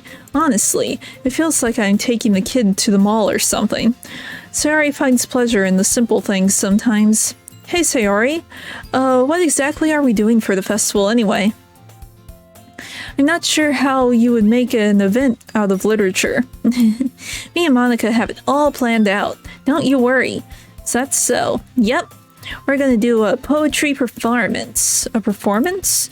What kind? Well, everyone is gonna take turns on stage and recite their favorite poems. That sounds kind of dull. Shiny, you're not thinking about it the right way at all. It's not about reading the poems, it's about performing them. Like you say the lines of a poem like, "Between my feet, the last remaining flower beckons to me. I twist the stem, freeing it from its clinging roots, caressing the final joyous moment between my fingers. But to what ends have I summoned this joy? For now, when I look in every direction. The once prosperous field before me is but a barren wasteland. Like that. Sayori, how do I put this? I'm sure it's just me, but it's impossible for me to take you seriously when you talk like that. Huh? You meanie. I'm working super hard on this, you know? I know. I just meant that it's pretty unordinary I just meant that it's a pretty unordinary contrast to your cute self. Don't say that, it's embarrassing. But I guess that means I'm doing a good job. Yeah, I guess so. I'm so excited. The festival is going to be so much fun. Sayori spins herself around in the hallway again. Hey Shiny, this classroom over here is empty. Let's begin the mission. The mission, huh? It's been a long time since I've spent time with Sayori like this. But in the end, she hasn't changed one bit. She's nothing but a ball of sunshine, drawing happy vibes from the world around her. It's a pretty nostalgic feeling for me. As the years went by, I began to hole myself up in my room more and more. So going adventuring with Sayori brings about a special sort of feeling I forgot I had in me. The two of us enter the classroom. Sayori heads straight to the closet and I follow. Let's see what we have in here. Crayons! Sayori pulls a box full of crayons off the shelf. They're the best brand too. They're kind of dirty though. Sayori starts pulling various crayons out of the box, reading the color names. Alrighty, that's one down. Don't get distracted, we still need to find... Wait, I'm looking for my favorite color. Fine. Then at least move aside so I can look for the poster paper. Oh, I dropped one by accident. Bah. Sayori bends over and smacks her forehead against the shelf. She falls to the floor and the crayons spill all over her lap. Ow. You okay? My forehead. Sayori clutches her forehead. Geez, Sayori, that's just like you, isn't it? Come on, let me see. Since Sayori is sitting on the floor, I grab her by the waist and pull her out of the closet. You have to move your hands, Sayori. But it hurts. Just do it for a second. Sayori slowly releases her hands from her forehead. I gently brush the bangs to one side. No, sorry. There's a huge red mark on the center of her forehead. A bump is starting to form as well. Man, that's gonna swell up. I should find you some ice. Shiny. Where would I even find ice around this time? I guess I could... I guess a cold drink would do. You don't have to... I'm fine with it. I'm fine with looking like a unicorn. Even wincing from the pain, Sayori makes a silly joke. What are you saying? I'll be right back, okay? Okay. I pat Sayori on the shoulder and run into the hallway. I locate the nearest vending machine. What should I get? It doesn't really matter since it will be used as an ice pack rather than to drink. But I know Sayori likes apple juice, so I purchased that one. In just a moment, I'm already returning to the classroom where I left Sayori. She has one palm on her forehead and is using the other to clumsily scoop crayons back into the box. At least they were already in the wrong spot before I spilled them. Sayori, here. I hand Sayori a bottle of apple juice. It's nice and cold.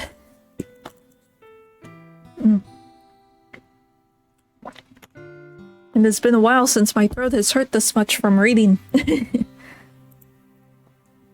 Sayori opens the cap and starts drinking from it. Sayori, what are you doing? It's for your forehead, dummy. Sorry, I forgot. How hard did you hit your head? Sayori places the bottle against the bump on her head. It stings. Just bear with it, it'll feel better soon. Looks like you cleaned up most of the crayons, so that's good. Hey, Shiny. This kind of reminds you of growing up, doesn't it? Huh? What do you mean? You know, how we used to play outside all the time. I would always try to keep up with you. You were kind of oblivious in some ways. Like I usually fell behind or had trouble climbing on the things you did. But sometimes when I tried to do things I couldn't, I would get myself hurt. I'd fall and scrape myself or get a bump, and I would start crying really hard. And you would rush over as quick as you could. You would try really hard to get me to stop crying. It was almost like you blamed yourself and were afraid of getting in trouble if someone found out. Even though it really wasn't your fault at all, you know. Did I really do that? Yeah, you don't remember? Come to think of it, maybe I do remember a bit. I guess I was always so focused on my games that I didn't pay enough attention to you. So in a way, it was my fault. Kind of like this time, too. If I wasn't rushing you out of the closet, you probably wanted to hit your head. Shiny. I don't think you realize it, but you're always thinking about other people. Even after all these years. You're rushing to help me even though I'm just being clumsy. You really are a sweetheart. Don't call me that. And I don't really do that kind of thing all the time. I guess when it comes to you, it just feels natural. Before I even know it, I'm treating you like that. I guess that's what happens when you've been friends for so long. Really? Maybe you're right. Shiny, I'm so glad that nothing's changed between us. You think it'll be like this forever? Forever? If I'm honest to myself, there's no telling where we'll end up for college or after that, so it wouldn't be fair for me to make any promises. But, well, I hope so. It's been this long already, right? I can't imagine you ever changing, so my hopes are up. I'm so happy. Sayori has a whimsical expression in her eyes. We remain silent for a moment. She's so silly and clumsy on the outside that when I see her in deep thought like this, makes me not want to disturb her. I guess we should get back. I don't want to worry Monica, you know? Good luck with that. She's gonna see your forehead either way. Not if I hide it under my bangs. Sayori hops to her feet. Aha! She clutches her forehead again. Don't stand up so fast after hurting yourself. Well, I guess it's too late now. Anyway, let's go. Excuse me. I follow Sayori out of the classroom. Sayori plays with her bangs to try and hide the bump, but without much success. In a moment, we make it back to the club room. Ah, you're back. Good timing, I was just about ready to start sharing our poems. Huh? Sayori, your forehead. She's fine, don't worry about. I was playing with the crayons and smacked my forehead into the shelf.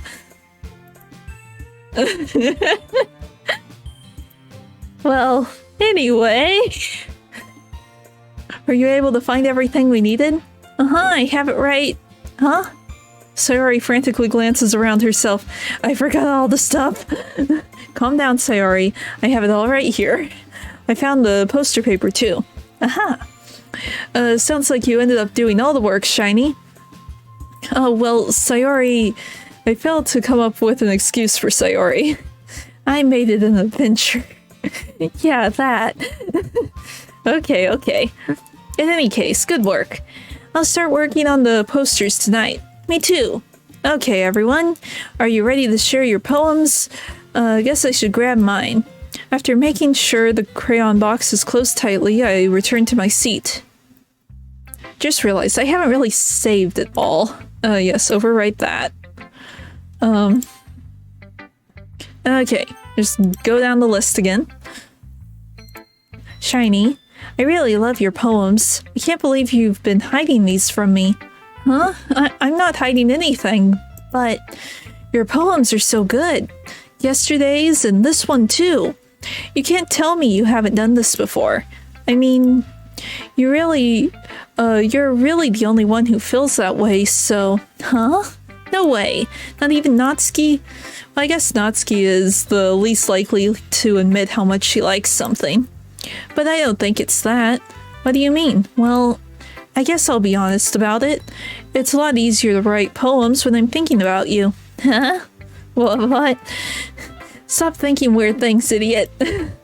I just mean that you're really expressive, I guess.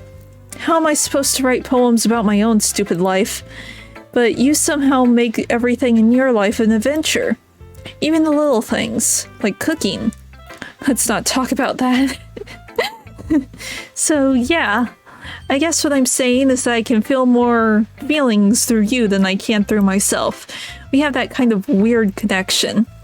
It's your fault for getting in my business all the time. Huh? I don't know if I understand. Yeah, I'm not really sure if I understand that line either. You never understand when I try to explain things to you, do you, Sayori? I pat Sayori's head. Hey, I'm not a kid, you know. Are you sure about that? Maybe. Sayori starts fiddling with her pencil between her hands. Hey, Shiny, will you give me your poem? I kind of want to keep it. Huh? Why? Because, well, it's the first time you've written something for me. Sayori, you completely misunderstood. I didn't write this for you. Are you even listening anymore? Well, whatever. I'll give it to you when we go home. Really? Snap. I broke the pencil. Sayori hastily bends down to pick up the pieces she dropped, but being inattentive of her surroundings, she bumps right into me. Sorry. It's fine, it's fine. I'll get it for you. I bend down and pick up the broken pencil. Sayori clutches the desk beside her to support herself, knees shaking. I'm a little clumsy today. Let's sit down, Sayori. Yeah. I grab Sayori's arm and help her sit at the desk. Anyway, I still haven't read your poem. Oh, sorry, I forgot about that. But it's not as good as yours. Geez, don't worry. I'm sure I'll like it. More water.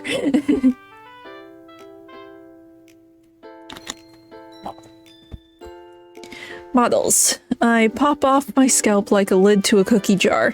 It's the secret place where I keep all my dreams. Little balls of sunshine all rubbing together like bundles of kittens. I reach inside with my thumb and forefinger and pluck one out. It's warm and tingly, but there's no time to waste. I put it in a bottle and keep it safe. And I put the bottle on the shelf with all the other bottles. Happy thoughts, happy thoughts, happy thoughts in the bottle all in a row. My collection makes me a lot of friends. Each bottle is starlight to make amends. Sometimes my friend feels a certain way. Down comes a bottle to save the day. Night after night, more dreams. A friend after friend, more bottles. Deeper and deeper my fingers go, like exploring a dark cave, discovering the secrets hiding in the nooks and crannies. Digging and digging, scraping and scraping. I blow dust off my bottle caps. It doesn't feel like time elapsed. My empty shelf could use some more. My friends look through my locked front door. Finally, all done. I open up and in comes my friends. In they come in such a hurry. Do they want my bottles that much? I frantically pull them from the shelf, run after another, holding them out to each and every friend, each and every bottle. But every time I let one go, it shatters against the tile between my feet. Happy thoughts, thoughts and shards all over the floor. They were supposed to be for my friends who aren't smiling. They're all shouting, pleading, something. But all I hear is echo, echo, echo, echo inside my head. Holy crap. Sayori, did you really write this? Of course I did. Didn't I tell you yesterday I was going to write my best poem ever? Yeah, but I mean, I didn't expect something like this coming from you. Monica taught me a whole lot, and I've been really in touch with my feelings recently. I see that. It's almost kind of creepy. Creepy? Well, not exactly. Maybe because I'm so used to you being cheerful. Well, never mind. I'm thinking too hard about it. The point is, it came out good, so you should be proud of it. Aw, thanks. I feel like I was meant to express myself this way. It even helps me understand my own feelings a little bit better. Writing is like magic. You've gotten pretty passionate about this, huh? I hope you keep it up. Yeah, writing is the best. I'm gonna keep writing until I die. Don't get ahead of yourself. Sayori's always had a habit of getting obsessed with something before dropping it no more than a week later. I wonder if this is one of those times. But seeing the passion in her eyes makes it hard for me to be pessimistic. Okay. Natsuki time and water bottle time.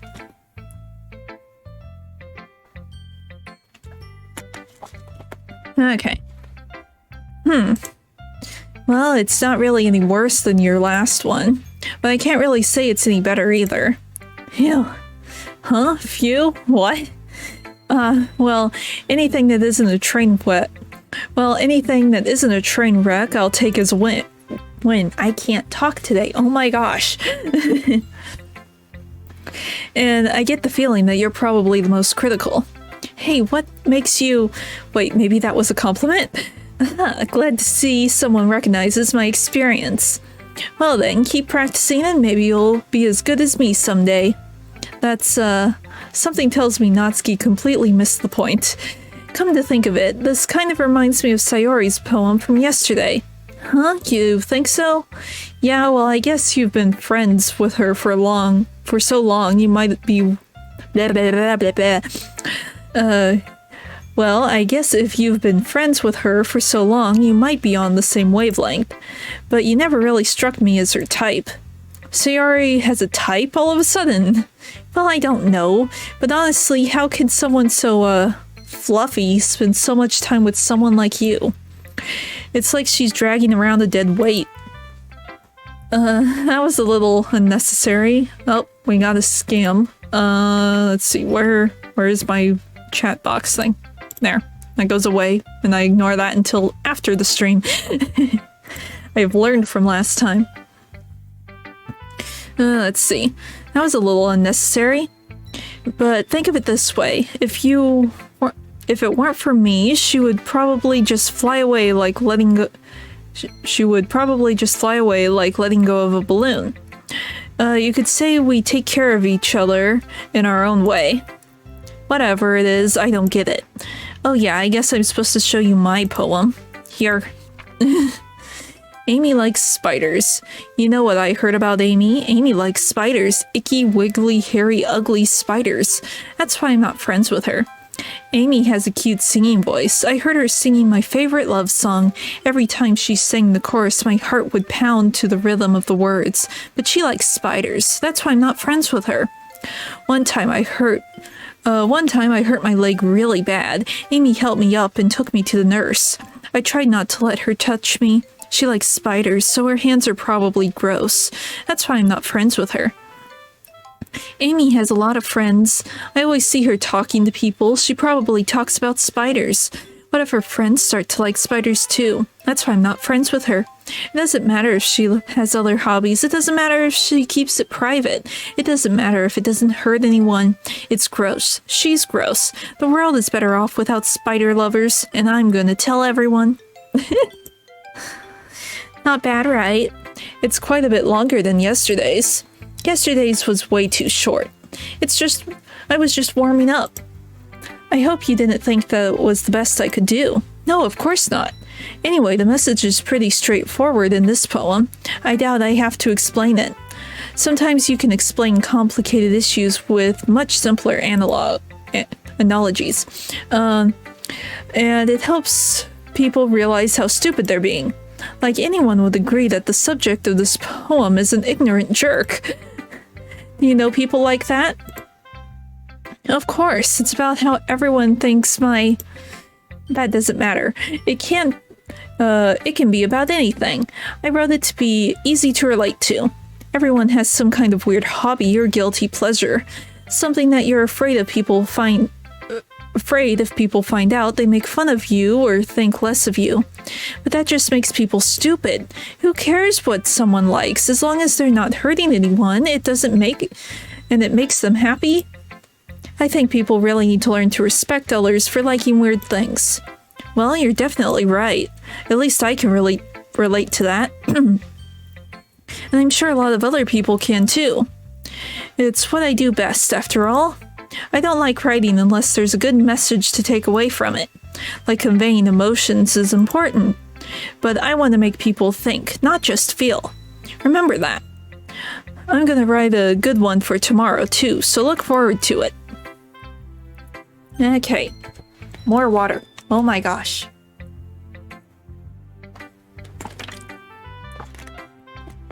I think I will get to the end of this route and then call it a day before my throat gives out. Gay.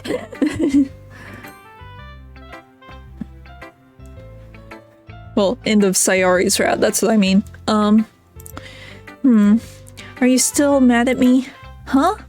For disrespecting Natsuki yesterday. Because reading this poem, now I know why you're mad at me. Because you prefer her writing over mine. That's not really true. Meaning when I disrespected her, I disrespected you too, didn't I? Oh no.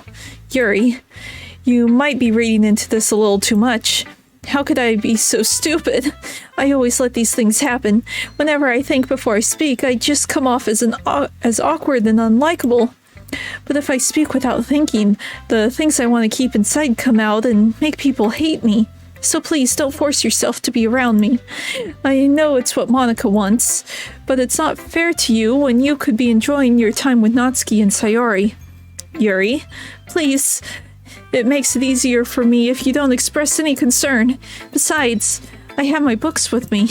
That's all I need. Yuri smiles sadly and puts her head down on her desk. I'm frustrated. I don't hate her, but it's not like she's capable of listening to me over her own thoughts. I sigh to myself. All I can do is accept that's how she is. If she wants to be left alone, then I have no choice but to abide to that request. Oh, I forgot we don't get her poem unless we go on her route. Okay, Monica time. Hi again, Shiny. How's the writing going? Alright, I guess. I'll take that. As long as it's not going bad. I'm happy that you're applying yourself.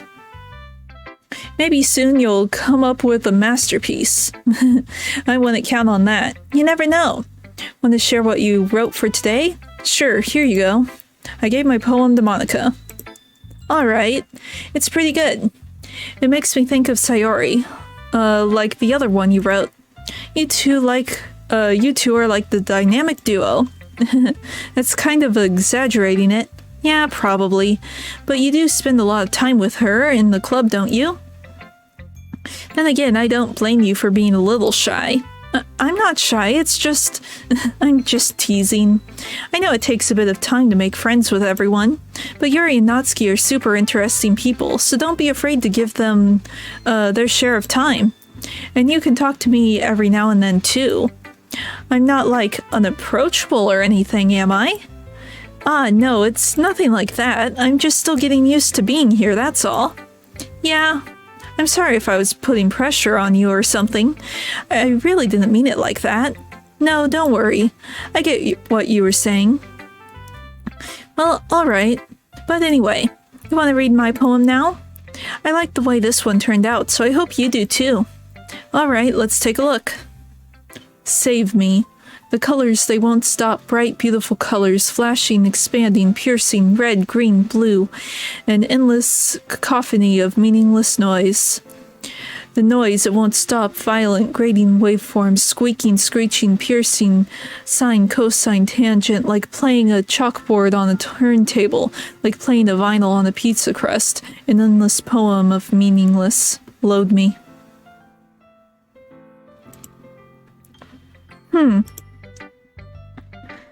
It's even more abstract than your last one, huh? I guess it's just the way I write. So I'm a computer program. I'm sorry if you don't like it.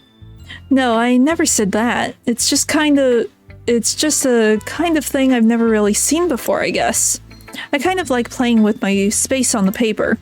Choosing where and how to space your words can totally change the mood of the poem. It's almost like magic. The way I wrote the lines really short makes it feel like they're trying to speak over the noise. I see. It's still hard for me to tell what it's about, though. Sometimes asking what a poem is about isn't the right question. A poem can be as abstract as a physical expression of a feeling, or a conversation with a reader. So putting it that way, not every poem is about something. Anyway, here's Monica's writing tip of the day. Sometimes you gotta find yourself, sometimes you'll find yourself facing a difficult decision. When that happens, don't forget to save your game. Saved. You never know when you might change your mind. Or when something unexpected might happen. Wait, is this tip even about writing? What am I even talking about? That's my advice for today. Thanks for listening. Okay, everyone. We're all done reading each other's poems, right? I have something extra planned today, so if everyone could come sit at the front of the room.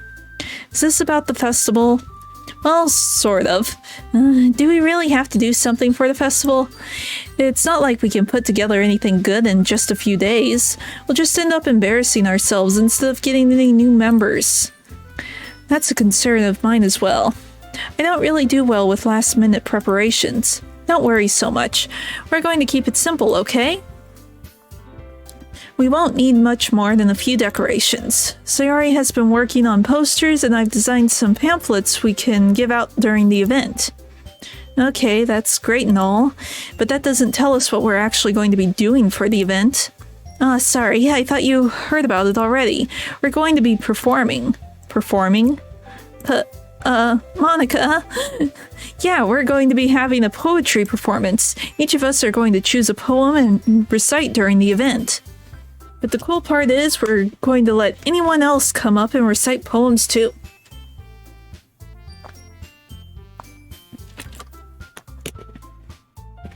Too much reading. Ugh. Throat is trying to kill me. Sayori's putting it on all the posters in case anyone wants to prepare ahead of time. Sayori, who's been coloring a poster, holds it up for all of us to see. Are you kidding me, Monica? You didn't already start putting those posters up, did you? Well, I did. Do you really think it's a bad idea? Well, no. It's not a bad idea, but I didn't sign up for this, you know. There's no way I'm going to be performing in front of a group of people like that. I agree with Natsuki. I could never, in my life, do something like that. Imagining it, Yuri shakes her head in fear. Guys, no, Sayori, I understand where they're coming from. Remember that Natsuki and Yuri have never shared their poems with anyone until just a couple days ago. It's a lot to ask for them to recite their poems out loud to a whole room full of people. I guess I kind of overlooked that. So, I'm sorry. But I still think we should give it our best. We're the only ones responsible for the fate of this club. If we start the event and each put on a good performance, then it will inspire others to do the same. And the more people who perform, the better we'll be able to show everyone what literature is all about. Yeah, it's about expressing your feelings, being intimate with yourself, finding new horizons, and having fun. That's right. And it's those reasons that we're all in this club today. Don't you want to share that with others? To inspire them to find the same feelings that brought you here in the first place? I know you do. I know we all do. And if all it takes is standing in front of the room for 2 minutes and reciting the poem, then I know you can do it. Natsuki and Yuri remain silent. Sayori looks worried. I guess that leaves me no choice. I agree. I don't think it's too much to ask. I think Sayori and Monica have been trying really hard to get new members. The least we can do is help them out a little bit. Well, maybe, but it looks like Natsuki doesn't have any arguments left. Okay, fine. I guess I'll just have to get it over with. Alright. Phew. Thanks, Natsuki. What about you, Yuri? Yuri dejectedly glances around at everyone else's expectant faces. I guess I don't really have a choice. That's everyone. You're the best, Yuri. The club is seriously going to be the death of me. Oh gosh, you'll be fine, Yuri. But anyway, let's move on to the main event. I want each of you to choose a poem of yours We're going to practice reciting them in front of each other. No way. Monica! This is too sudden. Well, if you can't recite your poem in front of the club, how do you expect to do it in front of strangers? Oh no. Don't worry. I'll start off to help everyone feel a little more comfortable. Can I go next? Of course. Now let's see. Monica flips through her notebook to a specific poem she has in mind for herself. She then stands behind the podium. The title of this poem is The Way They Fly. Ahem. Monica begins to recite her poem. Her clear, confident voice fills the room. More than that, her inflection is pristine. She knows exactly how to apply emotion behind each line she recites, bringing the words to life. Is this something she's done before, or is she simply a natural? I glance around me. Everyone has their eyes on Monica. Sayori looks amazed. Yuri has an intense expression on her face that I don't understand. Finally, Monica finishes the recitation. The four of us applaud. Monica takes a breath and smiles. That was so good, Monica. Thank you very much. I was just hoping to set a good example. Are you ready to go next, Sayori? I'll go next. Yuri's fired up all of a sudden. Yuri clutches a sheet of paper between her hands and stands up. Keeping her head down, she walks quickly over to the podium. This poem is called... Yuri anxiously glances at each of us. You can do it, Yuri. It's called After Image of a Crimson Eye. Yes, it's the Oki-Doki Club. Welcome. We haven't gotten to the not so Oki-Doki part. We are still on this is the end of day 3, I think. So we're almost to the non-Oki-Doki parts. Let's see. It's called After Image of a Crimson Eye. Yuri's voice shakes as she starts reading the poem. Just a moment ago, she practically refused to do this. Why is she suddenly putting in so much effort? As Yuri gets past the first couple of lines, her voice changes. It's almost like what happens when Yuri gets absorbed in her books. Her quivering words transform into sharp syllables of fierce and confident woman. The poem is full of twists and turns in its structure that she enunciates with perfect timing. This must be a rare glimpse into the whirling fire Yuri keeps concealed inside her head. Suddenly, she finishes. Everyone is stunned. Yuri snaps back into reality and glances around her as if she's bewildered even herself. It's up to me to save the situation. I'm the first one to start applauding. Everyone joins me afterward, and we give Yuri the recognition she deserves. It's not that we didn't want to applaud her, but we were caught so off guard that we must have forgotten. As we applaud, Yuri holds the poem to her chest and rushes back to her seat. Yuri, that was really good. Thank you for sharing. Looks like Yuri is down for the count. Okay, I guess I'm next then. Sayori hops out of her chair and cheerfully walks to the podium. This one's called My Meadow.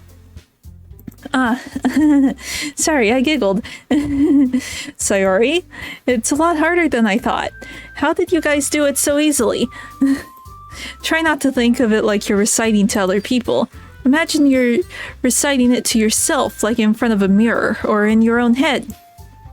It's your poem, so it will come out the best that way. I see. Okay then. Sayori begins her poem. Somehow it feels like her soft voice was made as a perfect match. The poem isn't aimlessly cheery like Sayori is. It's serene and bittersweet. If I were to read this on paper, I probably wouldn't think much of it, but hearing it come from Sayori's voice almost gives it a whole new meaning. Maybe this is what Sayori meant when she said she likes my poems. It's like I get to reach more deeply into someone I thought I knew through and through. Sayori finishes and we applaud. I did it! Good job, Sayori. Let's see, I can't read. That and my throat is trying to kill me.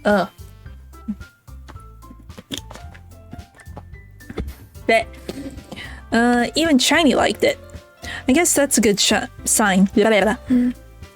What does that even mean? It came out nicely, Sayori. The atmosphere of the poem fits you very nicely. But it might be that other poems wouldn't work quite as well with that kind of delivery. I don't really understand. In other words, I've seen poems of yours where that sort of gentle delivery wouldn't work as well. They might need a little more force behind them, depending on what you're reading. Oh, I know what you mean. Well, I've been practicing that kind of thing. It's just embarrassing to do it in front of everyone. The next time I'm going to make you pick a poem that challenges you a little more. We don't have much time before the festival, you know. Okay. Now, who's next? Natsuki? Don't make me go before Shiny. It's not like I can compare to you guys anyway. Might as well let Shiny lower everyone's standards a little before I have to do it. Natsuki, it's fine. I might as well get it over with. But it's not like I have much of a selection of what to read. I'll just go with what I wrote for today. I stand up and step in front of the podium. Everyone has their eyes on me, making me feel terribly awkward. I recite my poem. Since I'm not exactly confident in my own writing, it's hard to put energy into it. Despite that, once I finish, I receive an applause anyway. Sorry, I'm not really good as everyone else. Don't worry about it so much. I think it's less about your abilities and more about your lack of confidence in your own writing. That's something that'll improve over time, though. Yeah, maybe. Alright then. That just leaves you, Natsuki. Yeah, I'm going. Natsuki begrudgingly gets out of her seat and makes her way to the podium. The podium is called... Why are you looking at me? Because you're presenting? Anyway, the poem is called Jump. Natsuki takes a breath. Once she starts reciting the poem, her sour attitude disappears a little. While she's still a little unenthused, her poem has a rhythm and rhyme to it. It's Natsuki's trademark style, and it works surprisingly well when spoken aloud. The words feel like they bounce up and down as if giving life to the poem. Natsuki finishes and everyone applauds. She huffs back to her seat. That wasn't so bad, was it? Easy for you to say. You better not make me do that again. Well, do you at least feel prepared enough to recite a poem in front of the other people? I mean, doing it in front of other people will be way easier. I can put on whatever face I want for other people, but when it's just my friends, it's just embarrassing. That's a surprise, Natsuki. I think it would be the other way around for me. Well, that's just how it is, so... Well, I guess in that case, you won't have much to worry about for the festival. That said, I want to thank everyone for coming through. It might be hard, but I hope that you all have the idea of what it's like now. Make sure you pick a poem and get enough practice before the festival, okay? I'll be making pamphlets, so let me know ahead of time what you'll be reciting. Geez, I should probably find some other poem to recite instead. That's fine too. It doesn't have to be your own. I'm already pleasantly surprised that you're putting in this much effort putting all this effort for the club. It makes me really happy. Yeah, no problem. Okay, everyone, I think that's about it for today. I know the festival is coming up, but let's try to write poems for tomorrow as well. It's been working out really nicely so far, so I'd like to continue that. As for the festival, we'll finish planning tomorrow, and then we'll have a weekend to prepare. Monday's the big day. Can't wait. I can do this. Alright. I stand up. There's no way I'll be able to find the same enthusiasm as Sayori and Monica, but I'll do my best to get through it. If it's for the sake of the club and impressing Monica, then I'll have to do my best. Ready to go, Sayori? Yep. Look at you two, always going home together like that. It's kind of adorable, isn't it? Geez, guys, don't make such a big deal out of it. It must be a little nice, though. Well, how am I supposed to respond to that? It's okay, Shiny. You don't have to say it. Whatever, let's go already. I walk home with Sayori once more. Even though it's only been a few days, a lot of things have already changed. But today, Sayori is being a little quieter than usual on the way home. Hey, Sayori? Sorry, I was spacing out. No worries. I was thinking about something from earlier. I like how we get to, Sayori fumbles with her words. So let's just say that one day Yuri asked to walk home with you. Huh? What would you do? What kind of question is that? You're kind of putting me on the spot here. Well, I would still walk home with you. Sayori, you really think I would ditch you for Yuri? Huh? But she's so beautiful and smart. Jeez, I already see her in the club every day. Besides, you always seem to really like going home together. I want to just ruin that for you. You're so silly, Shiny. You think about me too much sometimes. Yuri would deserve it if she wanted it, so... Sayori, I've already made up my mind. I really can't figure you out sometimes. Sorry. Besides, what's the point in speculating something that's never going to happen? The conversation trails off. It's kind of a weird thing for Sayori to care so much about, but I want to respect her and keep her happy too. Then again, the festival is only a few days away. Who knows what will happen in that time? I know what will happen in that time. Okay, gonna save. Okay, I am gonna be like right back. My throat is like killing me. I need to do something about that, so I will be back in. Okay, hopefully that will help. Got some Gatorade. Okay, game tab here. Okay, back to finding words for Sayori. I did save, right?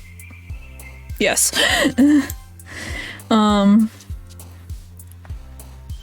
Let's see.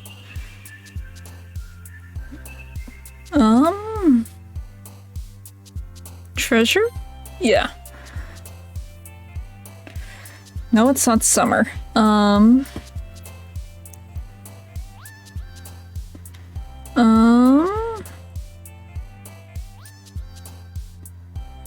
Hello. Doing pretty good.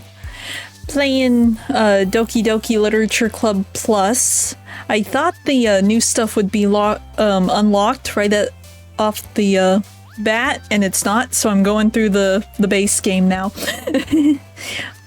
Hopefully it unlocks after I beat the game. Let's see, hair? Nope. Load. This batch of words hasn't been very good. Alone. How about you? How you doing?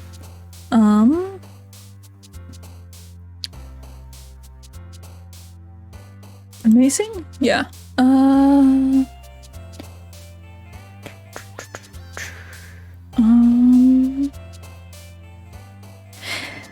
The words are like trying to pull mainly Natsuki and Yuri stuff instead of Sayori. It's getting hard. Nature? Maybe? Yes. That's good. Let's see. No, that will get me Natsuki. I'm trying to do Sayori's route right now. I can do Natsuki after Sayori, but right now I'm doing Sayori.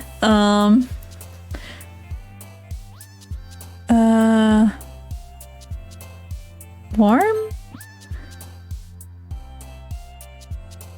Cry.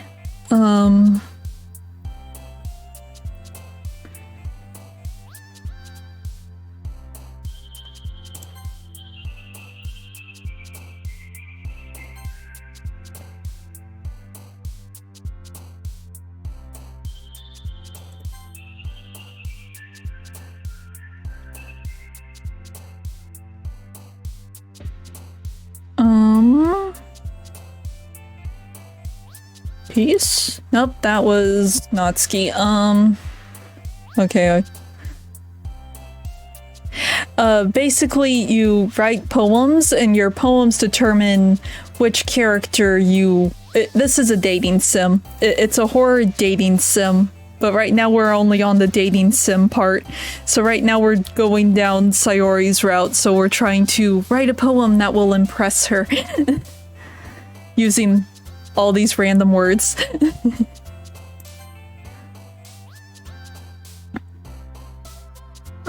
Special... This is like one of the best horror games I've ever played, because it hides it so well, and then it just sort of slaps you in the face with it. We haven't gotten to any of the spooky stuff, but we're getting close. We're getting close to where they stop hiding it.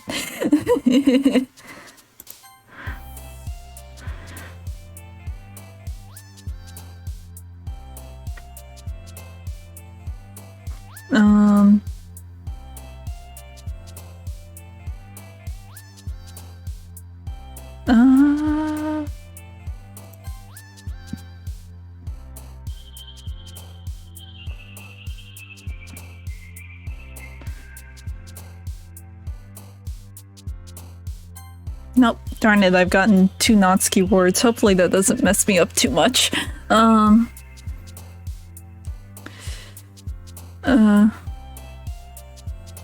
No, they're like normal anime style. This is just for the screen where they look chibi. Journey? Wow, I'm messing up so much now. Laugh. Forgive.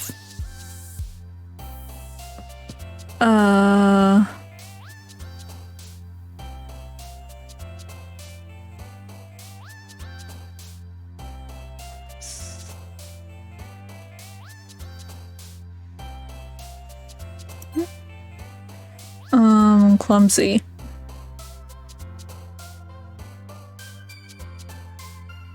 Hurt? Yeah. Okay. Here's the normal art style. So this is the club president. Her name is Monica. She is too good for us, so we don't even try to impress her. Let's see. Aw, man. I'm the last one here again. Don't worry, I just walked in too. This is Yuri. She's the quiet girl who likes horror series. Were you practicing piano again?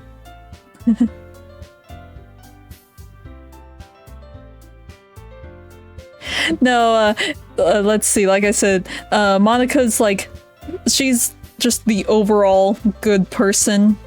Everyone thinks she's like amazing, so the main character that you play as like writes her off immediately, like, there's no way I could ever be with someone like her. Let's focus on these other 3 instead. So we got Yuri here with the purple hair. She's quiet, she's into her books, she likes like really complex story writing and fantasy and horror, lots of horror. And then there's Natsuki, she's the one with the pink hair, and she's the manga nerd, and she's also the tsundere. And then there's Sayori, who has like sort of peach colored hair. She's like the childhood friend, so she's sort of the default Route 1 character, so that's who I'm going with right now.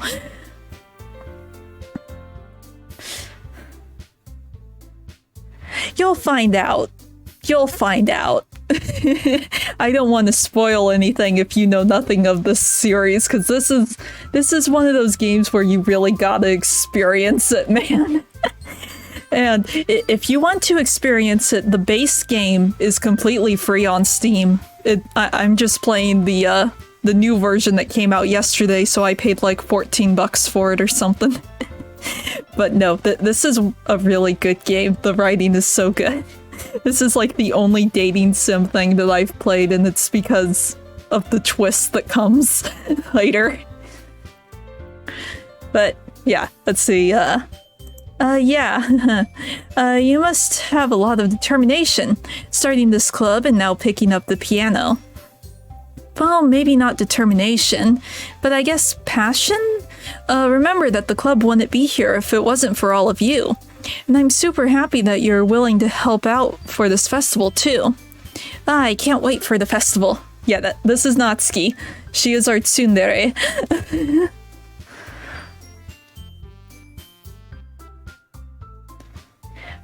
I wouldn't go that far, but this is a horror game.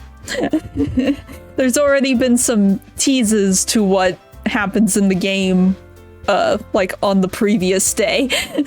Because Monika starts talking about save files. She acknowledges that there's save files. Let's see. It's gonna be great.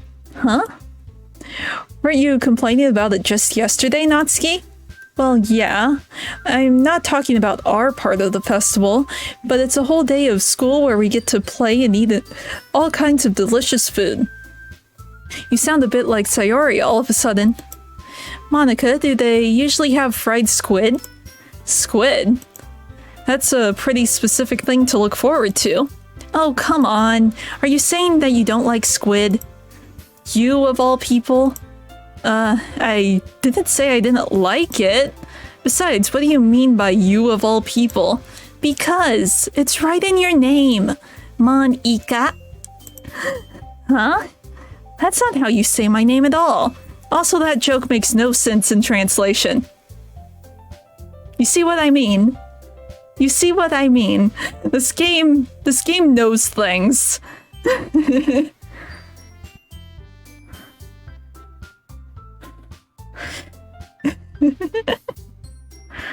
This game is one of the smart games that knows things. It breaks all of the walls, not just the fourth one. Huh? Ah, never mind. Let's just focus on our own event for now, okay? Fine, fine. Your reactions aren't as fun as Yuri or Sayori's anyways. Yeah, this one leans on that fourth wall break until there's literally just dust on the floor.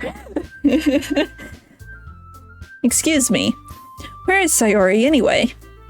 Oh, there you are. Sayori is sitting at a desk in the corner of the room, looking down at nothing. I walk over to her. Hey, Sayori. I wave my hand in front of her face. Huh? You're spacing out again. Sorry. Don't mind me. You can go talk to everyone else. Huh? Is everything alright? Of course. Why wouldn't it be? It just feels like you're a little off. Sorry for assuming things. Geez, you worry too much about me. I'm fine, see? Sayori shows me a big smile. Don't let me distract you from having fun with everyone. Well, alright. If you say so. I worriedly glance at Sayori before turning back towards everyone else. If it's a spooky one, then you're thinking with the right mindset here. But the conversation has already dispersed with everyone back at their usual activities. Maybe I should ask Monika if she's noticed anything about Sayori recently. Since they're preparing for the festival, they must be spending a lot of time together. I timidly approach Monika, who is shuffling through some papers at her desk. Shiny, what's up? Hey, this might sound strange, but have you noticed anything up with Sayori recently?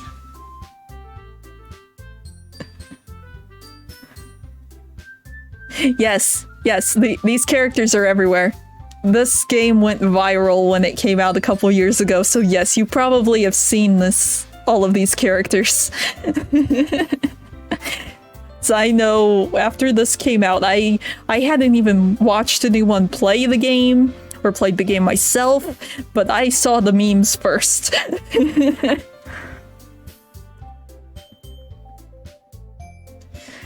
Let's see. Have you noticed anything up with Sayori recently? Anything up with her? In what way do you mean? Maybe I'm reading into it a little too much, but she seems a bit downcast today. Oh, you think so? I can't say I've noticed anything about her. Monica peers across the room at Sayori, who is idly dragging a rubber eraser up and down her desk. Maybe there's something on her mind. But I'm surprised I'm not the one asking you, Shiny. You certainly know her a lot better than I do. Yeah, but she's never really liked this. She's always talked to me about things that bothered her. I can't read today. But this time, when I asked her, she was really dismissive. Sorry, I know it's not your problem. I just wanted to ask if you knew anything, so I'll drop it now. No. It's important to me too. I mean, I'm also friends with her. And I also care about the well-being of my club members, you know. Maybe I'll try talking to her myself. Huh? Are you sure about that? She seemed like she wanted to be left alone. Are you sure? Maybe she just had a hard time bringing it up with the person of interest. Person of interest? What do you mean by that? I'm saying that maybe the thing on her mind is you, Shiny. Me? How on earth would you come to that conclusion? Well, I probably shouldn't say too much, but Sayori talks about you more than anything else, you know? Huh? She's been so much happier ever since you joined the club. It's like an extra light was turned on inside of her. What? No way. Sayori is always like that. She's always been full of sunshine. It's not any different now than it has always been. You're so funny, Shiny. Have you thought that maybe you've always seen her as so cheerful? Because that's just how she is when she's around you? I said too much. I'm sorry. What do I know anyway? I didn't mean to jump to conclusions. You should just forget about what I said. I really can't read today. Have more liquid. Help my throat.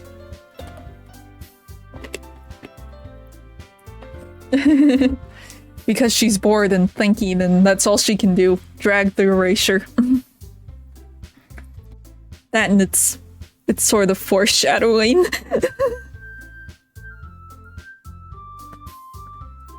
Well, if you look at all of the characters when they talk, they're all in little quotes. That way you know what's a quote and what's just my character's inner monologue. Yes, just I'll try to talk to her, so try not to think about it for now. Alright. Monica smiles meaningfully. I know she said to forget about it, but I already know that I won't be able to get her words out of my head.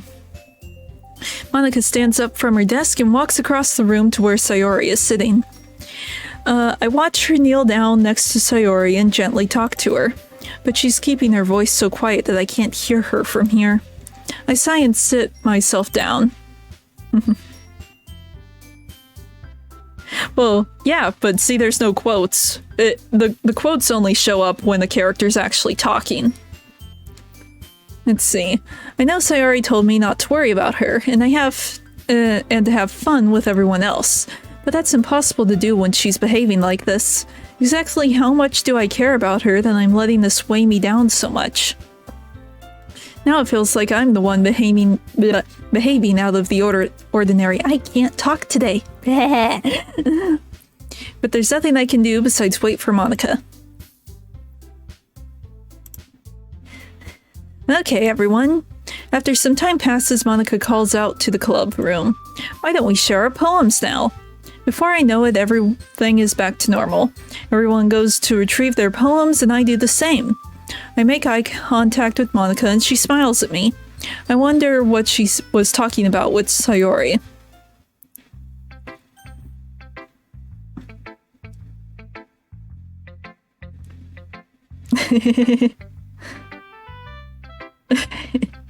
I don't know. It's just how the game's designed.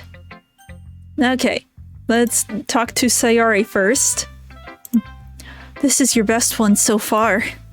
It's really nice, Shiny. Thanks. Sayori, you've been a little quiet today. Is everything alright? Huh? Of course! Everything is fine. Maybe I'm just a little tired today. Do you want a nap or something? No, that's silly. Don't worry about me, okay? I only want to see smiles on your face. Well, alright. Hey, Shiny. I'm still a little surprised. I really thought that you would try writing your poems like the way Yuri does, or even Natsuki. But in the end, yeah. I guess you're the one who likes this one the most. Why? You don't want to get closer with you don't want to get closer with everyone else? Wait, of course I do. But that doesn't mean I need to try hard to impress them. It's just a very small dot. It's there. It's very slight, but it is there.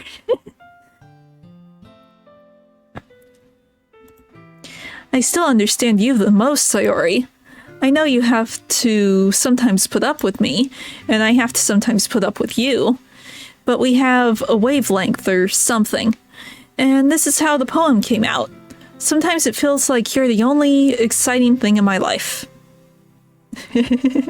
Well, they have noses. The artist just does like the small little outline for where the nose is, and there's some very, very slight shading if you look close. But that's just their art style. So sometimes it's just easier to write when thinking about you. Sayori? No. Shiny. I don't deserve this. You're too nice to me. Why are you doing this? Sayori has trouble keeping her voice steady all of a sudden. If you had fun with everyone else instead, this would be so much easier. Sayori. I glance around the room to make sure nobody notices this. Sayori, I've probably never said this before, but I don't understand what you're feeling right now. Tell me what will cheer you up. Sayori shakes her head. She sniffles and keeps shaking her head. Finally, she gathers herself and puts on a smile. It's nothing, Shiny. It's just a little rain cloud. I'm sorry you had to see that. I promise it won't happen again. Just smiles from everyone, okay? That's all that matters. Go play with everyone else. I'm going to go home a little bit early today. Sayori, tell Monica I wasn't feeling well, okay? I'll see you tomorrow. Before I could say anything, Sayori cheerfully walks out the classroom, humming to herself. Dun dun dun! This one's alright. Alright. Well, yeah. About as good as yesterday's anyway. I see what you're going for, but it's just not really my style. I mean, that's fine. I'm mostly just glad that you're trying a little bit. Well, of course I'm at least trying. Why are you so emotionally invested in my poems anyway? Isn't that more of a compliment to me? Huh? No, gross. It's not like I care. It's just that one of us in this club has to make sure you're not slacking off. Really? Well, what if you ended up just scaring me away? That's, it's not like you would actually do that. Yeah, you're right. It's kind of fun to hang out here, even if I have to put up with you. Natsuki's elbow connects to my stomach. Oh. Maybe I won't mind scaring you away after all. I was just joking. Oh, I know. Don't worry, I was too. How the heck do you call that a joke? That seriously hurt. Well, maybe it was funny to her. I guess that's kind of the point. I should really just watch my mouth around Natsuki. Anyway, Natsuki holds her poem out to me like nothing ever happened. Let's see, I'll be your beach. Your mind is so full of troubles and fears that diminish your... I can't read. That diminished your wonder over the years, but today I have a special place, a beach for us to go. A shore reaching beyond your sight, a sea that sprinkles with brilliant light. The walls in your mind will melt away before the sunny glow. I'll be the beach that washes your worries away. I'll be the beach that you daydream about each day. I'll be the beach that makes your heart leap in a way you thought had left you long ago. Let's bury your heavy thoughts in a pile of sand, bathe in sunbeams, and hold my hand. Wash your insecurities in the salty sea and let me see you shine. Let's leave your memories in the footprint trail, set you free in my windy sail, and remember that reasons you're wonderful. when you press your lips to mine. I'll be the beach that washes your worries away. I'll be the beach that you daydream about each day. I'll be the beach that makes your heart leap in a way that you thought had left you long ago. But if you let me by your side, your own beach, your own escape, you'll learn to love yourself again. That's because it is a horror game. It is a psychological horror game.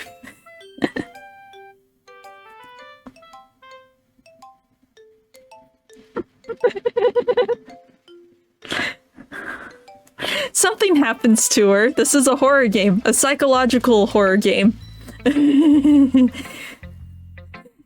We're just in the precursor to the horror part.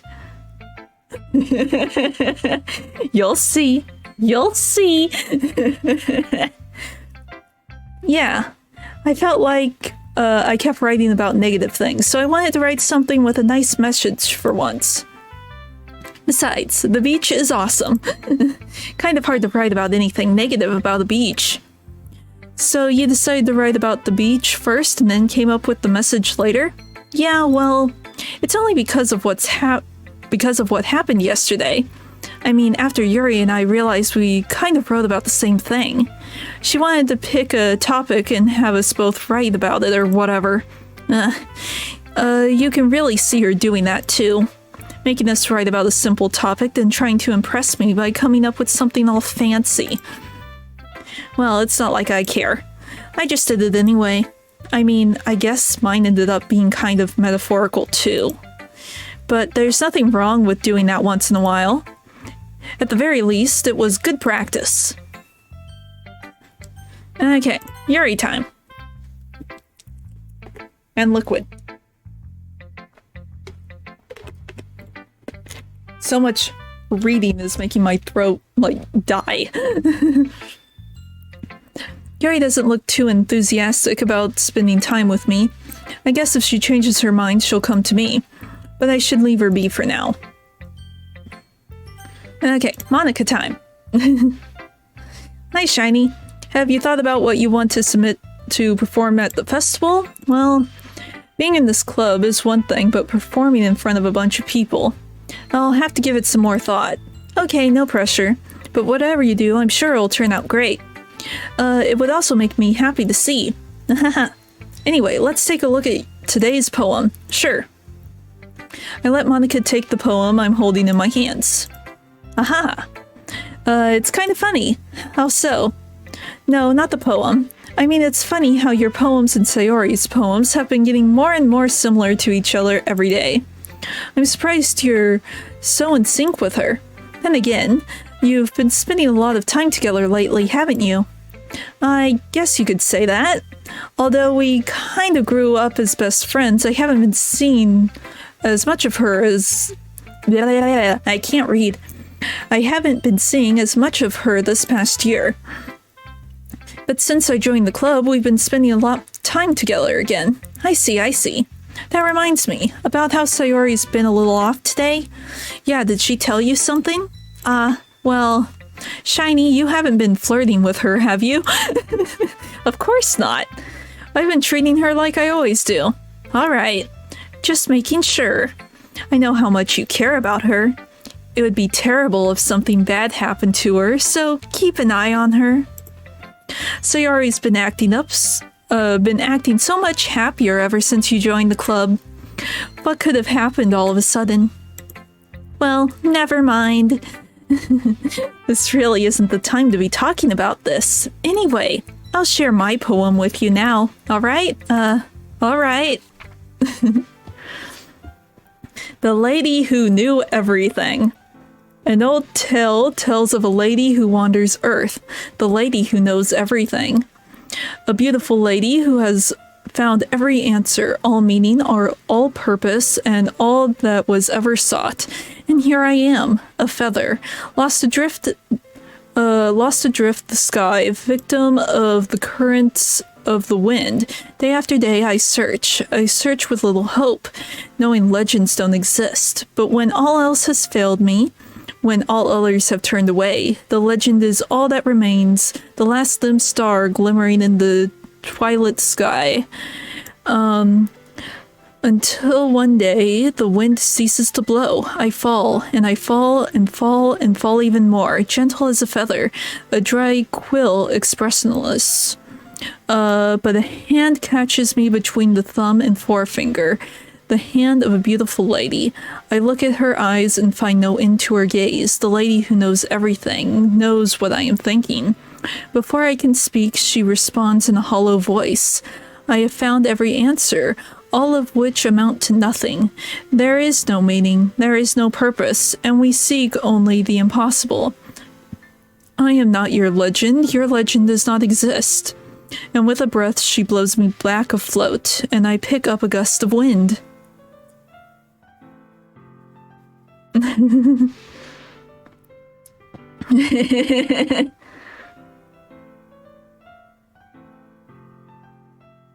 I'm pretty sure audible is spelled audible. You know, it would be interesting to get visual novels and stuff to actually have, like, audiobook forms. Or at least, like, full voice acting. I know there are some that are fully voiced to an extent. Be cool if this one could have gotten that in the DLC, or the plus version. You know, I feel like, learning and looking for answers are sort of the things that give life meaning. Not to get too philosophical or anything, but it was kind of on my mind, so that's what I wrote about. I see. Never really put much thought into it. In a way, it's almost paradoxical. I can't talk. Blah, blah, blah. Because if we all had the answers, wouldn't the world start to lose its meaning? You know, there's something I noticed. It seems like everyone in the club prefers writing about things that are more sad than happy. Are you surprised? I mean, if everything was okay, we wouldn't really have anything to write about, would we? Humans aren't two-dimensional creatures. I think you'd know that better than anyone. You mean one-dimensional? Ah, yes, that. One-dimensional. Anyway, here's Monica's writing tip of the day. Are you ever too shy to share your writing because you're afraid it's not that good? It can be really disheartening to get a lukewarm response to something you put so much into. But if you find other people who enjoy writing, then sharing becomes a lot easier. Because instead of just telling you that your writing is good or okay or bad, they'll want to focus more on everything that went into it and the things you can work on.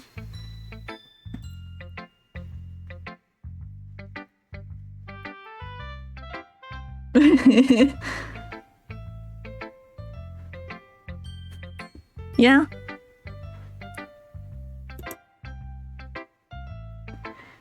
Let's see. It's much more encouraging that way, and it will make you want to continue improving. It's almost like having your own little literature club, don't you think? That's my advice for today. Thanks for listening. Liquid.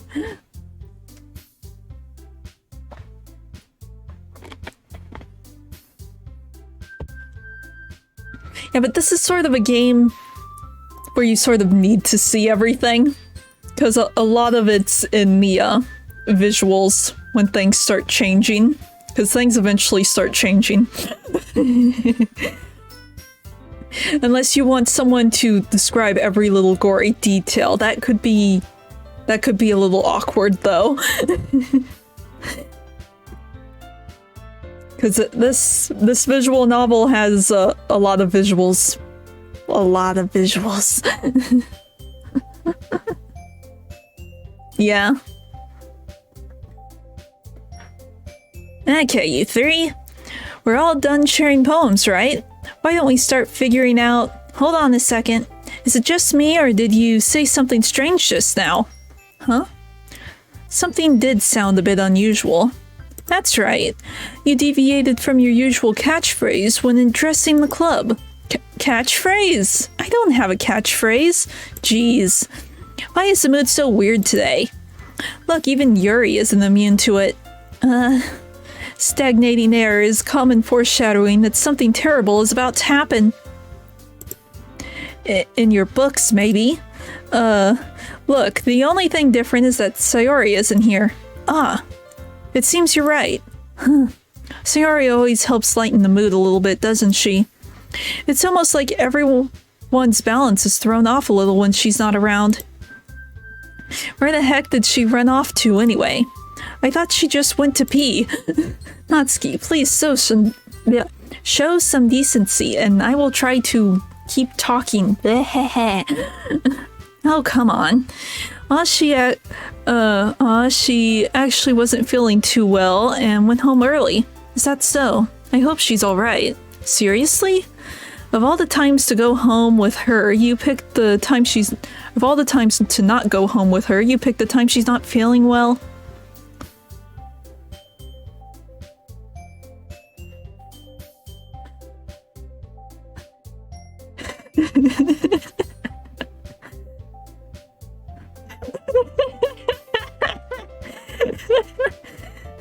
Well, that's not really the horror that we're gonna get into here, but yeah.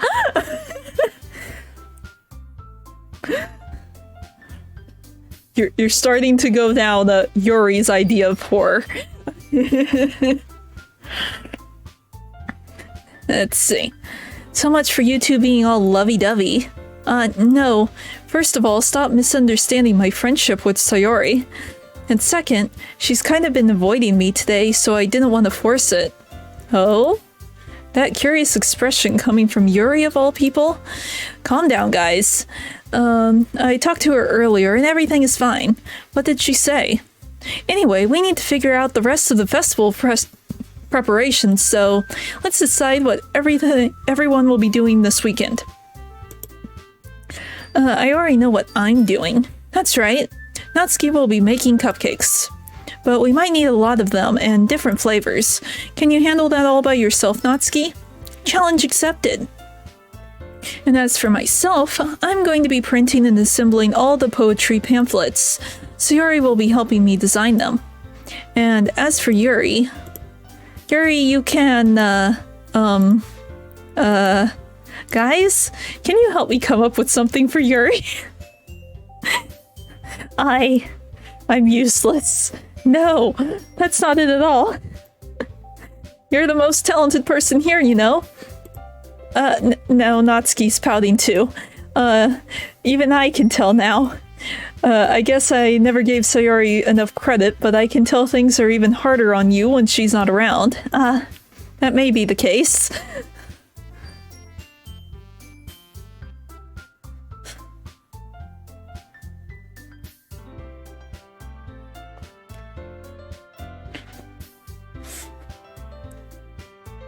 You're actually very close, but still wrong. Some of that is kind of accurate, though. You're getting close to the ending plot, kind of. There's some missteps there, but you're getting close. You're warm, friend.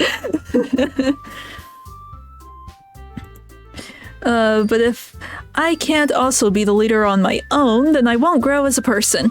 So Yuri, you have beautiful handwriting, you know? So you should make some banners and decorations to help set the atmosphere. Atmosphere? About that, I love atmosphere. Yuri's expression suddenly changes as she stares at her desk in focus and starts nodding to herself. Your mind is already racing, I see. That's great. You'll be a wonderful help, Yuri. But anyway, that just leaves you, Shiny. The one who is truly useless. Don't say that. In fact, both Natsuki and Yuri have some pretty heavy tasks to handle. It would probably go a long way to give one of them a hand. It didn't. Let's see. You could always help me out as well. I would really appreciative of that. Is Monica suggesting I spend the weekend with one of my club members? How on earth are they going to respond to a suggestion like that? I suppose I wouldn't mind a bit of help. Well, even if you don't know how to bake, there's always some dirty work I could give you. It's not like Monika's going to give me a choice, and you shouldn't be sitting on your butt anyway. Natsuki tries to mumble a bunch of excuses like that. If I recall, Natsuki... Yeah, how I'm playing things right now, I can't actually see my, stream setup. I can see chat and that's like it, because this is a PC game, so I can't see like the full layout. Let's see, if I recall, Natsuki, you mentioned that you would like to handle the baking on your own. Shiny may not like to be around if you only make him out to be a nuisance.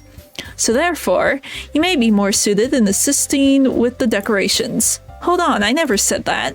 How hard could it be to make a few decorations anyway? Sounds more like you're just making excuses for Shiny to... What are you saying? It will be extremely meticulous work, and baking isn't? Just what do you think?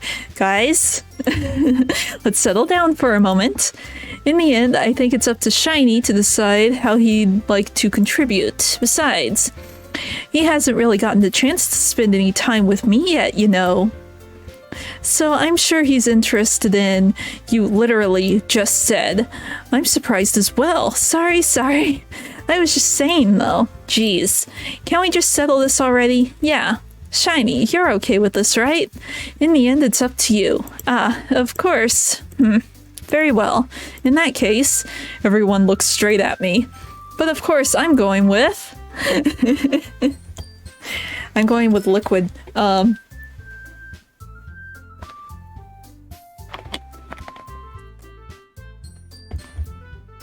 Let's see. Well, right now I'm going the Sayori route, but I don't think this does anything.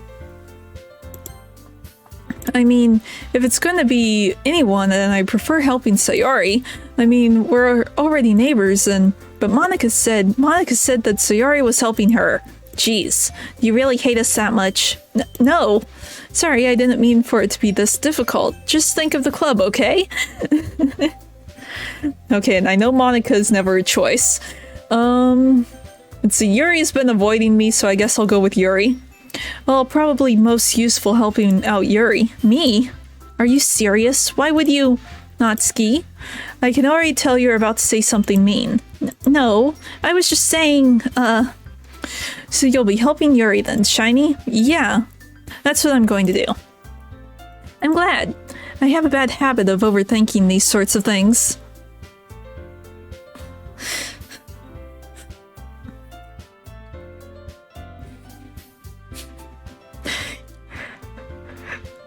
You're making random guesses and you're actually getting very close to what actually happens in the story, and I find that very funny.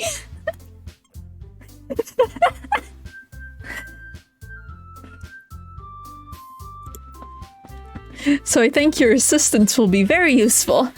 That's great to hear. Natsuki, will you be able to handle the baking yourself? I mean, yeah. I already said it would be fine. Okay. Everyone can tell that Natsuki is feeling a little sour. So, is that everything we need to go over? Yeah, that should be about it. Are you guys excited? Well, excited may not be the right word, but I suppose I'm looking forward to it a little bit. Do you feel the same way, Shiny? Me? I guess I could say I'm interested to see how it'll all turn out.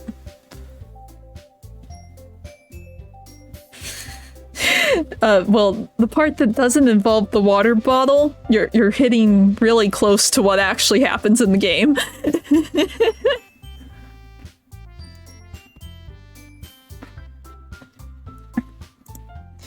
That's good enough for me. What about you, Natsuki? Natsuki, what? Why is everyone yelling at me? I didn't even do anything. No, that's not what I mean at all. Yuri anxiously glances between everyone in the room. I'm sorry for this. I don't really know why Shiny picked me. And also, your cupcakes are the best cupcakes I've ever had. They'll go really well with my tea. I can't talk today. Well, you don't do the deleting. someone else does the deleting. And nothing that I do for the event will compare to that, so I get it. I'm kind of surprised though. Why?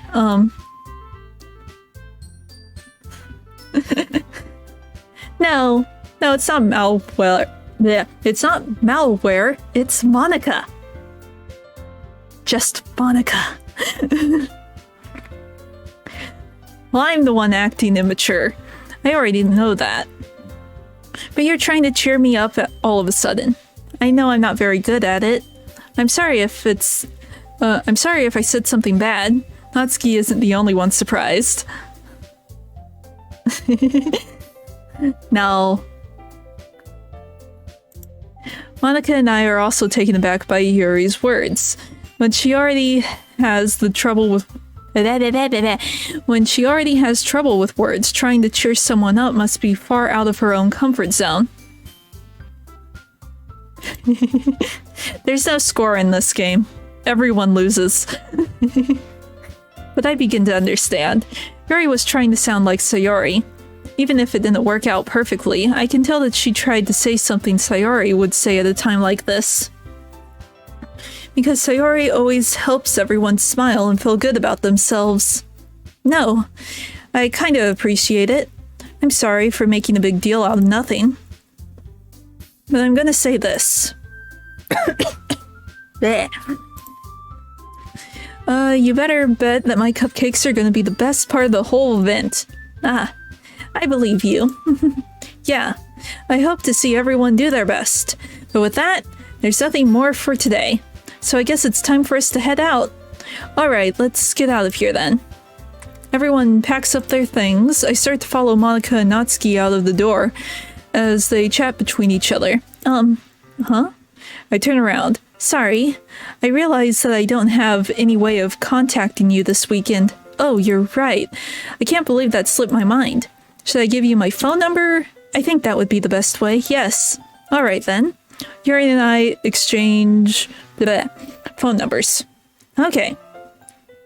Then I'll be stopping by your house on Sunday. Huh? My house? Is that a problem? No, not at all. I just thought that I would be the one going over to your house since I'm the one helping you. I suppose that makes sense. But if you don't mind, I think I would prefer going to your house. Alright. In that case, it won't be a problem. I decide not to press Yuri for a reason. It's not like it should matter much either way, so I'll just need to make sure my room is clean. I hope I can manage to make myself useful in some way. I'm not nearly as creative as you are. Don't underestimate yourself, Shiny. I think we'll make a very productive team. Even if you only choose me because you felt bad or something. Wait, you don't actually think that, do you? I don't know. It's difficult to come up with any other reason you may have chosen me. You're forgetting the one reason with the most common sense. I chose to help you because that's what I want to do. But Yuri thinks to herself with an extremely tense expression. Yuri, you're overthinking this. You wanted me to point out when you were overthinking things, right? I didn't realize. I'm telling you, I want to. That's all there is to it. Do you believe me? Yuri thinks really hard again. She looks straight into my eyes for a long while. I believe you. As if it took her tremendous effort, Yuri finally says that and relaxes her expression. And I'm really looking forward to Sunday. Yeah, I am too. After that exchange, I make my way to the door and Yuri follows. I can't believe this. Yuri is going to be coming to my house on Sunday, even though I would have preferred to do it with Sayori.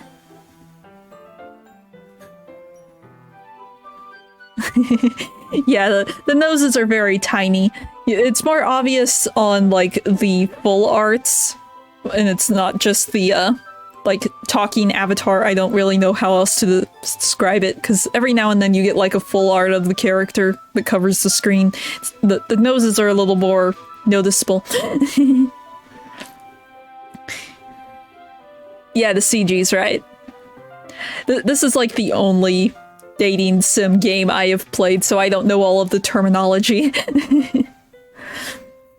Even though I would have preferred to do this with Sayori, my anxiety still shoots through the roof. I guess I've gotten pretty used to handling her at this point, but who knows what might end up happening when we're outside of school. She even told me she was looking forward to it. I shake my head. Why do I feel nervous that Sayori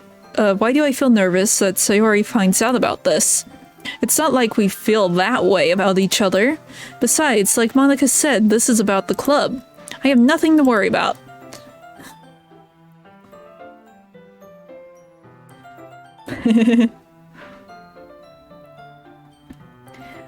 If I just go with it, then I'll have a good time. Liquid. Okay. The final save. I think. If I have my timelines right, this will be the final save.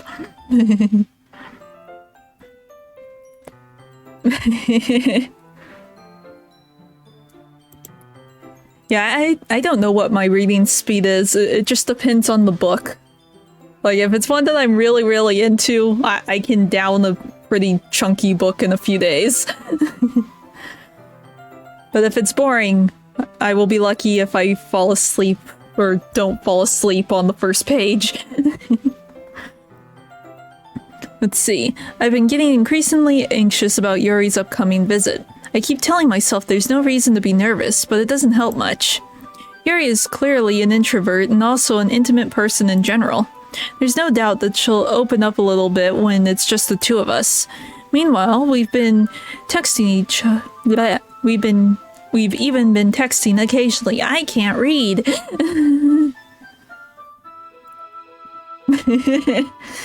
I'm not that bad. Sure, I get through manga quicker, but I still read the light novels and stuff.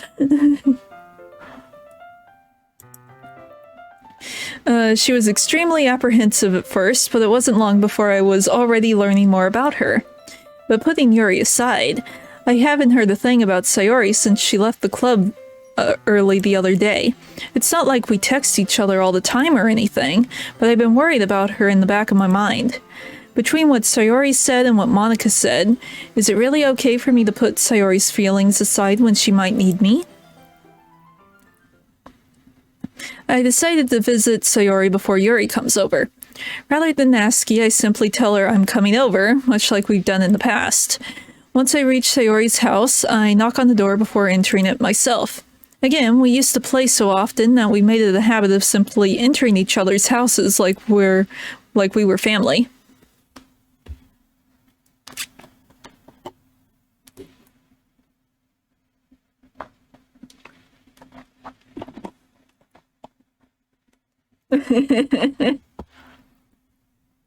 You just need to find the right book.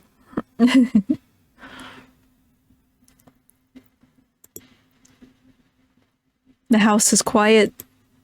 Sayori isn't anywhere on the first floor, so I assume she's up in her room. It's already strange of her not to run down and greet me. I head up to her bedroom, where I finally find her. Sayori? Hi, Shiny. I sit down in her room. Sayori forces a smile, but it's easy to tell that she's different. There's a minute of silence between us.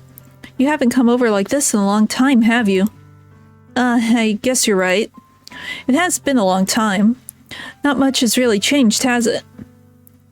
Sayori's room is as messy as it always been. I also recognize the same stuffed animals and the wall decorations that she's had for years now. If you came over more often, it wouldn't be such a mess. That's because I end up cleaning it for you. How come you suddenly wanted to come over today?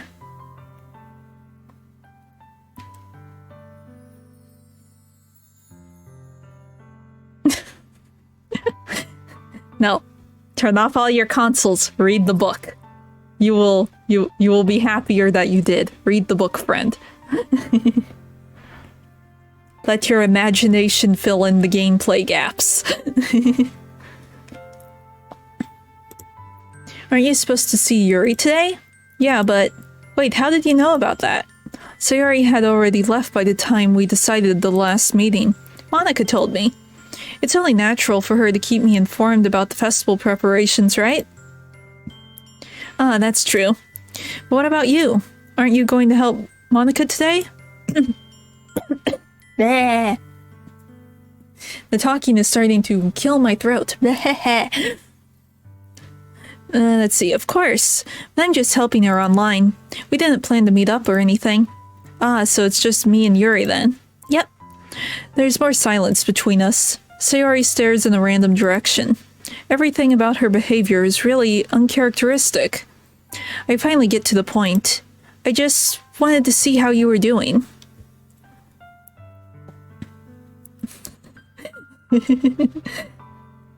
Well, isekais half the time are based on JRPG systems, so just imagine what is happening in your mind.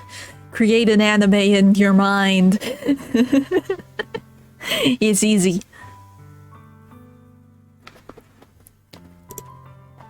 After you left on Friday, when something's wrong, you can't hide it from me. I know you too well. So, Sayori smiles, shaking her head. That's no good, Shiny. Huh? Why can't it just be like it's always been? This is all my fault.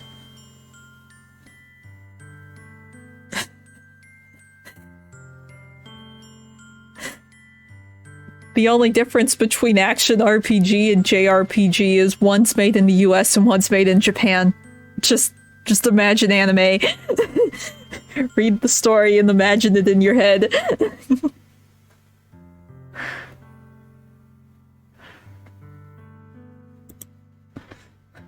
Well, I guess I shouldn't say just made in the US. It can be made everywhere but Japan. JRPG just stands for Japanese role-playing game. Action RPGs and JRPGs are only separated by the J.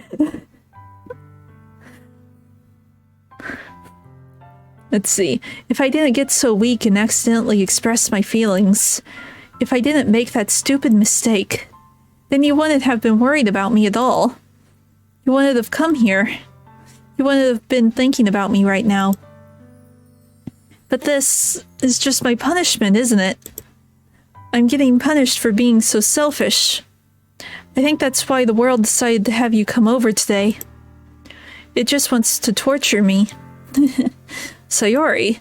I grab Sayori by the shoulders. What on earth are you saying?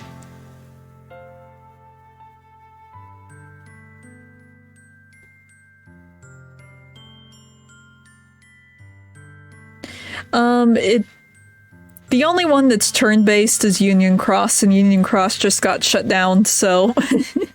No, it's real-time action.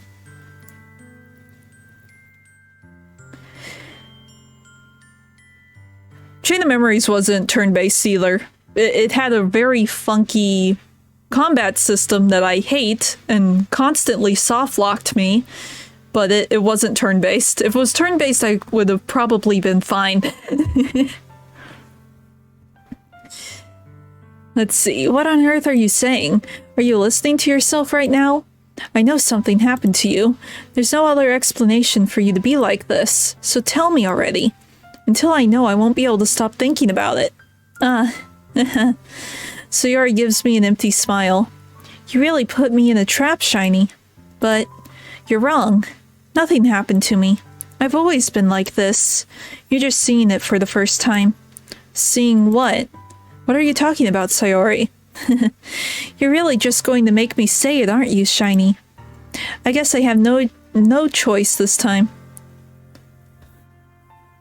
Yeah, sort of a deck builder, but you softlock so much. I have not... I've seen all the cutscenes for Chain of Memories, but I've never been able to beat it, either on my Game Boy, PlayStation 2, PS4, whatever. I always get softlocked. This is so frustrating, because I like the story in Chain of Memories, but I can't beat it. Or I've never been able to, at least. Let's see, I guess I have no choice this time. The thing is, I've had really bad depression my whole life. Did you know that? Why do you think I'm late to school every day? Because most days I can't even find a reason to get out of bed. What reason is there to do anything when I fully know how worthless I am? Why go to school? Why eat? Why make friends? Why make other people put their energy and caring to waste by having them spend it on me? That's what it feels like. And that's why I just want to make everyone happy, without anyone worrying about me. I'm in shock. I can't even figure out how to respond. It's pretty easy. You don't have the right cards to progress the story, and most of the time, well, you need cards to go to each room in Castle Oblivion. And you also need cards in your deck to fight all the Heartless and stuff. You can have a really bad deck and get into a boss fight and not be able to leave the boss fight room because you don't have the right card to go backwards. So yeah, soft locks happen all the time in that game, at least whenever I've played it. And I was dumb and I didn't make extra save files in case soft locks happen. So yeah, the only way to fix the problem is just restart the game. And that happened to me more times than I could think. So yeah, soft lock sucks.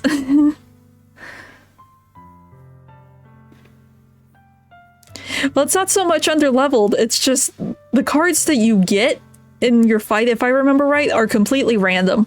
You can put a bunch of cards in your deck, but it won't be in the order you put them in, it will be a random order. So I just kept getting bad draws. And it's like, okay, maybe if I back up, get some better cards, so I don't have these sucky ones in my deck too, I'll be fine. Nope. Wasn't able to do that because I couldn't go back. Let's see. I can't even figure out how to respond. How is it possible that Sayori kept this from me the entire time that I've known her? Did she really want so badly for me to just not think about her? I can try to think about the heart and believe about that. I can't talk now. I can try to believe the heart of the cards, but we're dealing with nobodies here. There's no hearts anywhere. At least in Castle Oblivion there aren't any hearts. And the hearts that are there are being screwed with. Let's see. Why, Sayori? Huh? Why is it that you've never told me about this?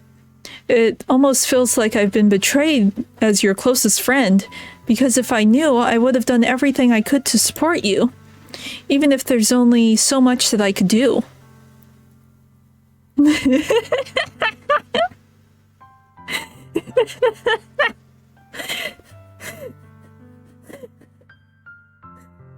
I would be concerned if there was a pulsating flesh mass within the trading cards.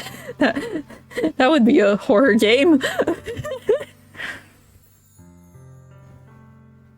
Even if there's only so much that I could do, I would have tried a little bit harder to make every day a little better for you. That's why I'm your friend. All you had to do was tell me. You don't understand at all, Shiny. Why do you think I didn't tell you? Because if I told you, then you would have to waste effort caring about me instead of doing important things. I don't want to be cared about. It's bittersweet when people try to care about me. It feels nice sometimes, but it also feels like a bat being swung against my head. That's why I wanted so badly for you to make friends with everyone else. Helping everyone be happy together is the best thing for me. But then I discovered something else too. Seeing you make friends and get closer with everyone in the club. It feels like a spear going through my heart. So, that's why. That's why I decided the world just wants to torture me. Every path leads to nothing but hurt.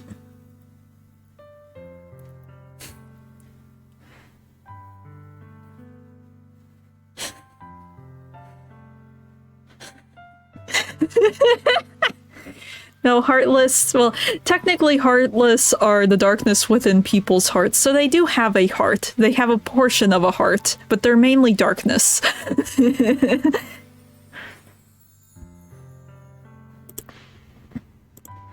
Let's see. You're right that I don't understand. I don't understand your feelings at all, Sayori.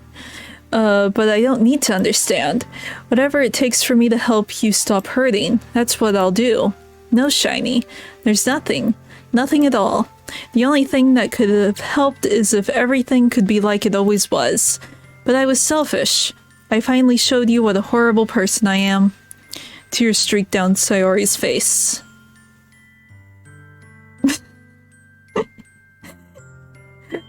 Well, they're part of a heart. They're missing the light part of the heart. So that they're a partial heart.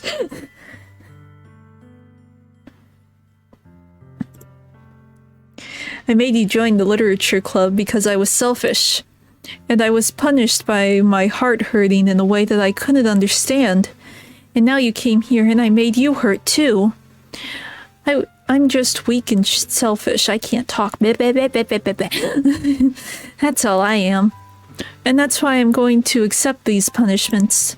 Because I deserve every last one. Without thinking, I once again grabbed Sayori's shoulders.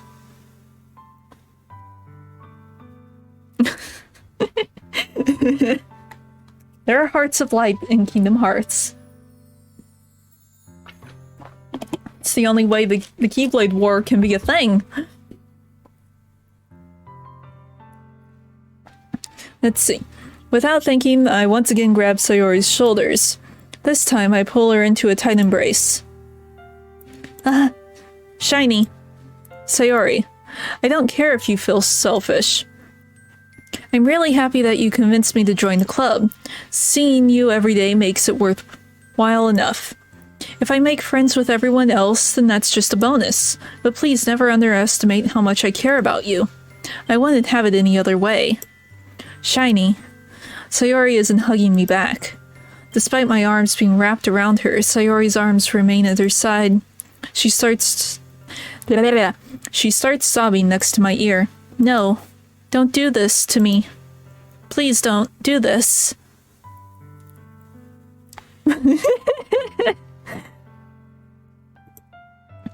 Shiny, Sayori barely manages to speak between her sobs.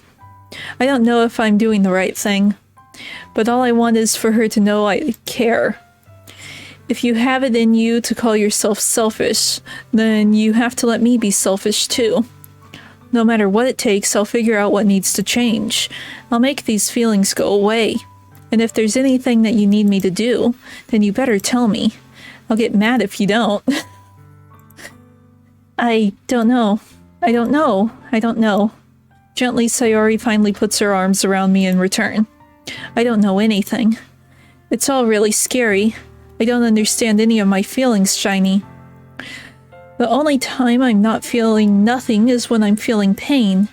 But your hugs are so warm, and that's really scary too. Sayori lets me go. And as she does so, I let her go as well. The festival is tomorrow. Yeah. It's going to be fun, right? Yeah. How would you like for me to spend it all with you? It's what I want. I promise. I think that would be nice then. Yeah. Sayori wipes away her eyes. Or wipes away her tears. Still can't read. If I could spend the whole day here, I would. Of all days, this had to be the one where I have other plans. Maybe I should cancel. No, don't. Please don't.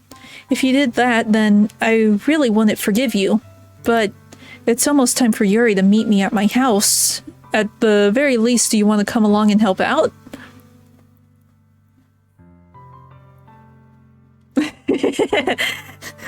Yeah, we're in chat, we're talking about hearts and trading cards and jokes and depressions happening in the game.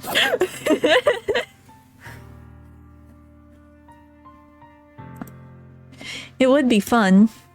To my surprise, Sayori shakes her head. I'm sorry. I don't know if that would be very good for me today. You understand, right? It's kind of hard for me to fully understand, but I'm trying my hardest. Dun dun dun! Well, you haven't missed the spooks yet. We're leading up to the spooks, so you haven't missed anything besides depression. It's okay. Don't worry too much about it. I'll see you tomorrow, okay? Alright. I look forward to it. I say goodbye to Sayori and exit her house. On the way home, I find myself feeling uneasy. But it's hard for me to keep thinking about it when Yuri is about to come over too. I think Sayori is right. I shouldn't be worrying too much, and we're definitely going to have a great time tomorrow. I should just focus on what's ahead of me. Okay. I guess there will be one more save.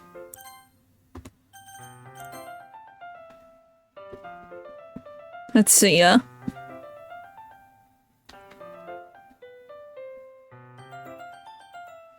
Yes, yes it is. Yes, we're very close. After this scene with Yuri, we get into the actual horror aspects of the game. The next streams are going to be fun. As I approach my house, I see something that makes me feel a moment of panic. Yuri?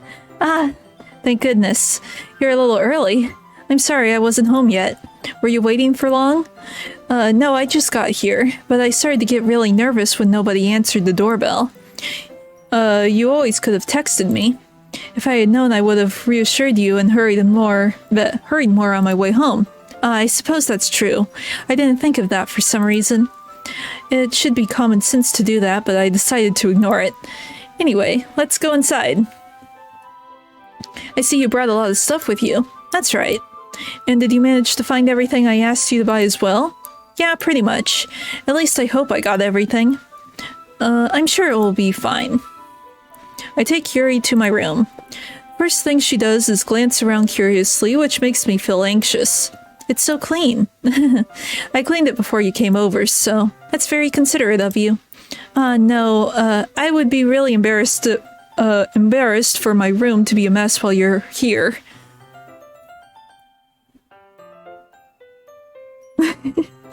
No, not that direction. You were closer with your other two, joke guesses.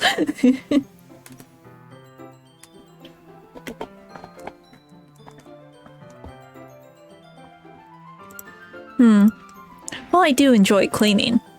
I would have gladly helped you clean. That would be even more embarrassing. Wait, don't look in there. I snatched Yuri's wrist, which was in the process of opening a desk drawer of mine. I'm sorry. I wasn't thinking for some reason. I was just spacing out. It's fine, it's fine. I let go of Yuri's wrist. She puts both of her hands firmly in her lap, as if making sure she's keeping track of them. So, should we get started? Yes. I have a few things planned that you can help me with. Decorations on the... decorations and other atmospheric... I can't talk today! Atmospheric enhancements.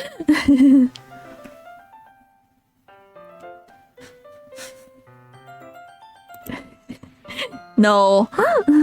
Atmospheric enhancements? You know, mood lighting, aromatherapy candles. Oh, wow. I didn't know you planned on taking it that far. Of course. I want to help take our guests to a faraway place. Although many will stop by just out of curiosity. And for cupcakes, I guess.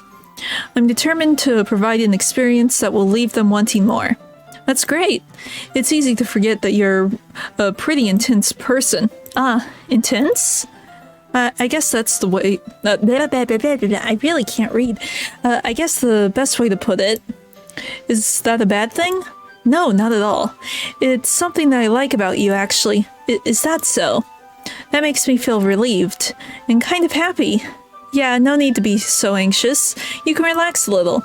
Relax. I brought some things for relaxation. I was going to use them during the poetry event. Oh yeah? Like what? Let's see. Yuri rummages through her bag. She pulls out a few candles and a wooden cylinder-shaped object. I did some shopping on the way here, so I happen to have these in my bag. I plan to cover the windows in black paper and use the candles to light the room. I think that would be amazing, don't you? Yeah, that would be really neat. What's that, wooden thing, though? Oh, this? It's a diffuser. It's a diffuser for essential oils. How familiar are you with aromatherapy? Not familiar at all. Ah, is that so? It's one of my favorite contributors to a positive atmosphere. Depending on the oils or herbs you use, you can change the mood of the air itself. No, not Yuri. That's not her, what is it? What is it? Archetype? That's not her archetype.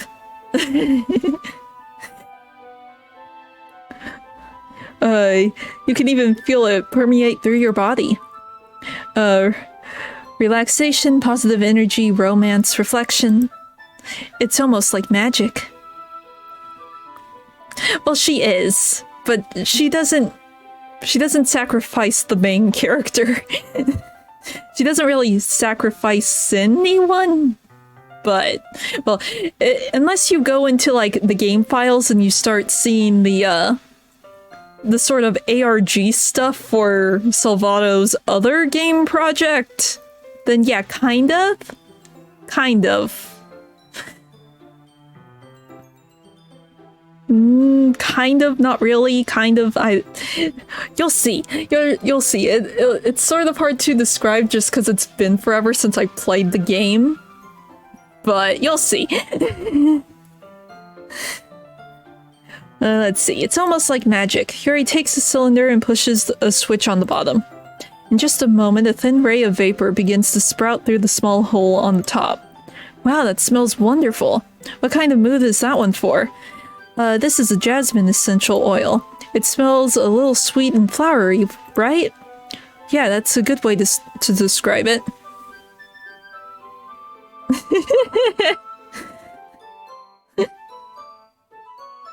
Not yet. Trust me, everything is on full display in all of its glory or gory detail. I mean, bleh. I can't talk anymore either. Even when I'm just talking, I can't talk. All gory detail is not censored in this game. You will see everything. Be warned. Yeah, that's a good way to describe it. I chose jasmine for the event because it provides more than relaxation. Jasmine enhances your emotions and helps you feel them flow through your body. You feel warmer and your heart pounds more heavily. Don't you think that will be perfect for sharing our poems? It does sound suitable. But you seem to know a lot about this, so I'll trust your opinions with anything. Yuri smiles gently, clearly enjoying herself. Yes, everything is shown. There is no censor bar, there is no nothing. Everything is very much on display when things start to get real. She again reaches into her bag and pulls out several spools of thin ribbon. What are those for? I don't know.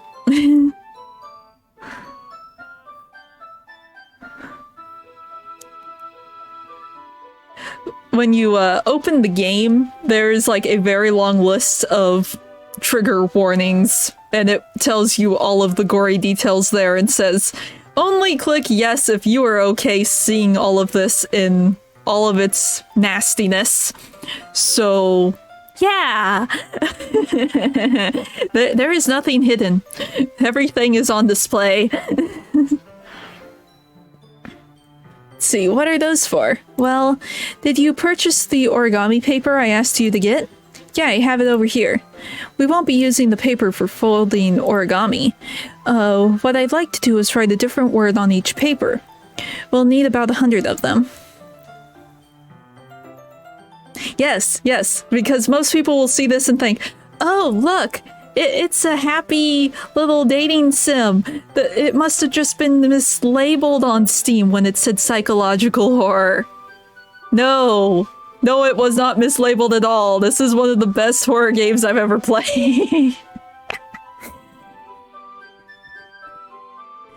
The writing's really good.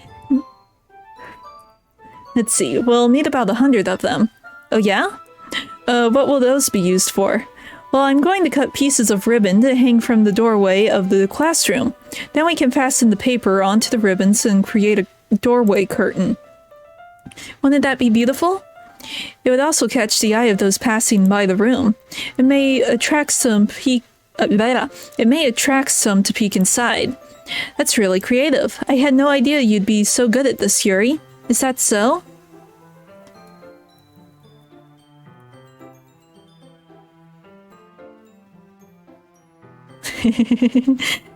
Well, this one they had to put the warnings on, especially for the re-release, because they were putting it on the Switch and PlayStation and Xbox and consoles and stuff, and the only way that Salvato agreed to it is if they didn't censor anything.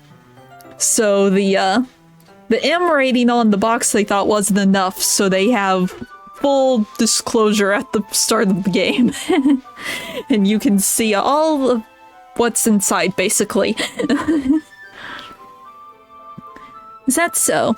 Well, I suppose I do get a little intense, as you put it. Yuri giggles with red cheeks. Is it just me, or is she more relaxed when it's just the two of us?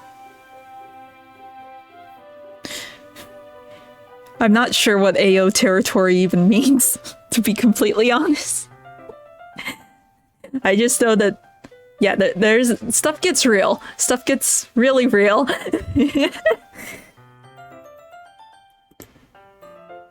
Or maybe it's the excitement she feels from sharing something that she enjoys. Here's a marker, Shiny. You can write any characters you want. I'll help you once I finish cutting the ribbons. Ah, alright. Sitting on the floor together, the two of us get to work. Ah, yeah, the ESRB, yeah. But no, it's rated M for mature.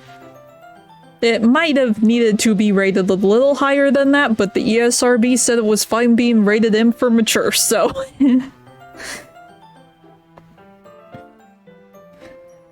Let's see. I carefully draw a different character on each paper, doing my best to manage my bad handwriting. Yuri unravels a long strand of red ribbon to her desired length. Then she reaches into her bag more and pulls out a pocket knife. Huh? The knife is strangely beautiful. The silver handle has an intricate pattern of waves etched into it. The blade itself is gently tinted blue. That's no ordinary pocket knife. It looks really fancy. Ah, well, embarrassed, Yuri looks away. What is it? You're going to think it's weird. Yuri, whatever it is, I have no reason to judge. To each their own, you know? If you promise you won't be weirded out. Yeah, I promise. Alright. The thing is, I'm kind of into knives. No, she's not gonna sacrifice me. She's into knives for another depressing reason. Everyone has some form of depression in this game. Let me just get that out of the way. And they all deal with it in different ways. So Yuri's involves knives.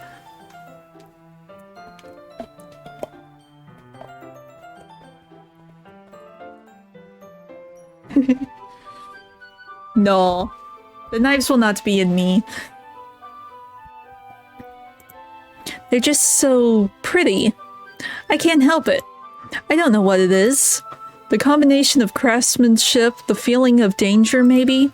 What am I saying? Please don't think I'm weird for this. You're laughing at me? No, I'm not laughing at you. It's just funny how nervous you get about sharing. It's an interesting thing to be into, I guess. But I think it kind of suits you. Suits me? Yeah, it's kind of intense. Besides, it's a really cool looking knife. I can't deny that. It is, isn't it? Yuri relaxes her expression once again. Would you like to hold it? Sure, I'll check it out. Yuri carefully hands me the knife with the handle facing me.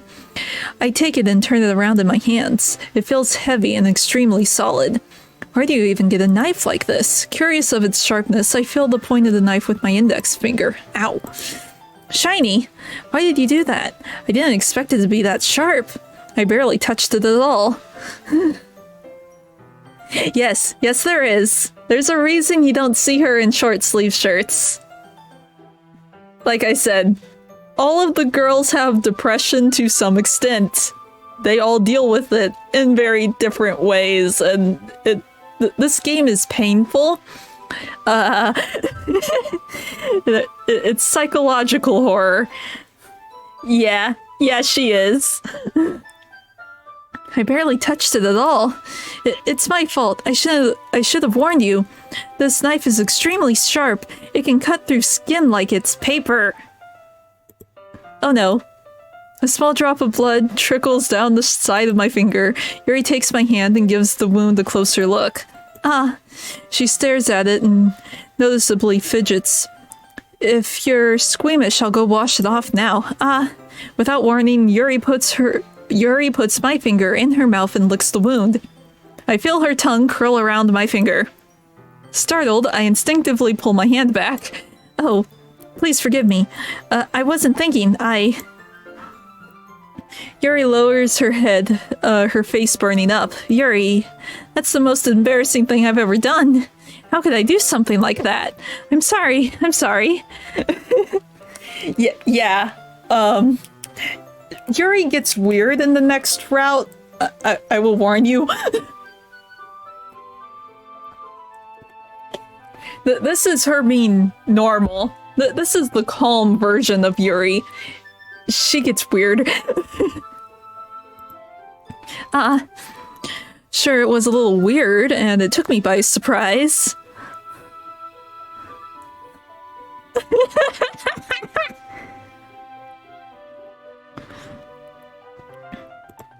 But I guess she was just trying to help, right?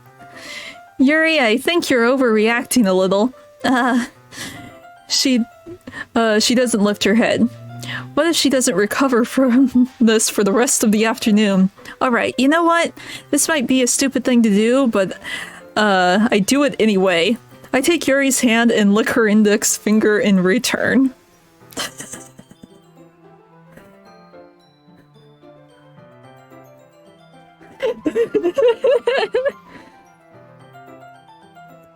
Shiny? Did you really just do that? Now we're even. Yuri just looks at me like I did something wrong. I knew that would be a bad idea. If not for the sweet aroma of jasmine oil, the air would be extremely heavy right now. You're so weird, Shiny. Yuri giggles shyly. Huh? Yuri calling me weird? I have no response to that. Where do you keep your bandages? I don't think I need one actually. It was a tiny cut. Look, it already stopped bleeding. I see. That's relieving.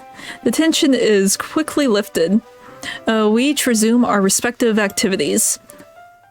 I watch Yuri's knife cut through the ribbon like it's nothing but air. Meanwhile, I continue to make progress on the paper.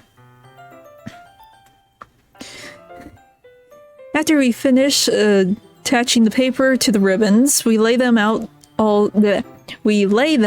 all out side by side. I can't read. It looks better than I expected and will be very effective as a door curtain. It looks great. Good thinking coming up with this, Yuri. Thanks.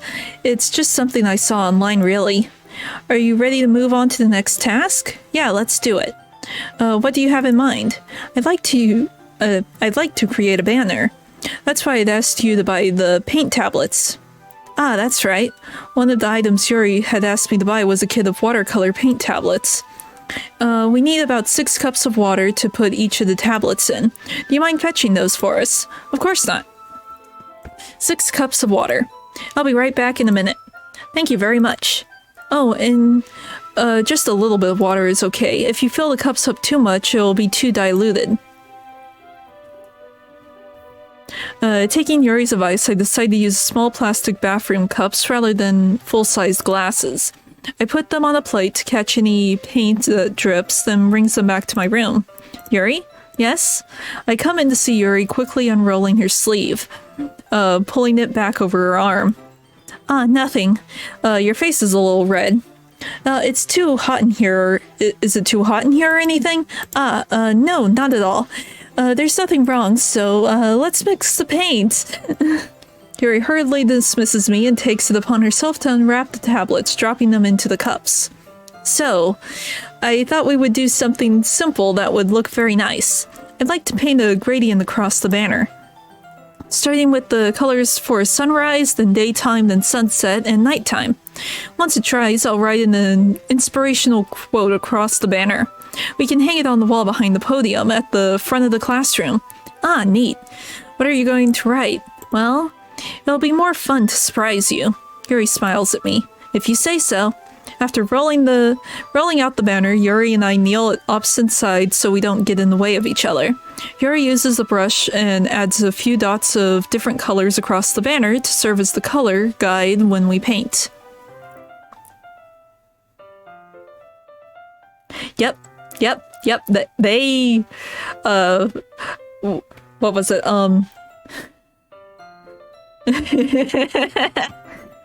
But no, Salvato, so I saw Salvato live. I went to a convention a couple years back, and I got to meet him. I went to, his panel or whatever, and he did some behind the scenes for this game. He knows a lot of people who deal with, similar issues, so he had first-hand experience at a lot of this, and he made sure that they were involved to make sure things were handled respectably and such. So yeah, if things seem real, that is why. He did his research. Let's see. This kind of reminds me of elementary school. Painting on the banner with watercolors feels a lot like the art class projects we had back then.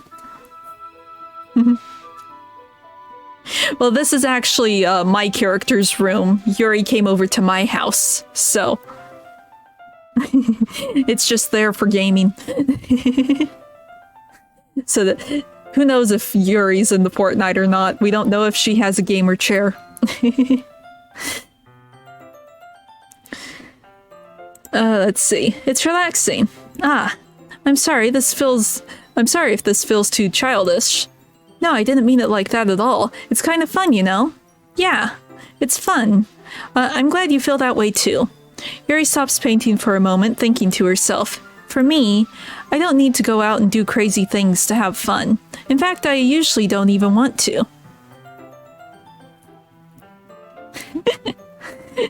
I've never played Fortnite a day in my life. I've watched some streams, but I've never actually played the game. I know it's supposedly free, but I've just never taken the time to download it and try it.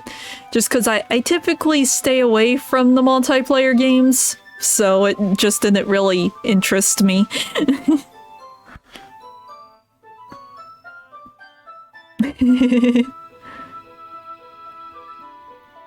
In fact, I usually don't even want to.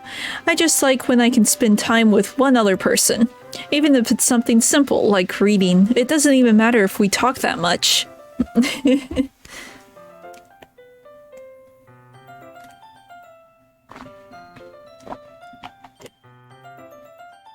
It's like the art style looks okay, but like I said, those sort of games just don't interest me, so even if I downloaded it, I probably wouldn't play it.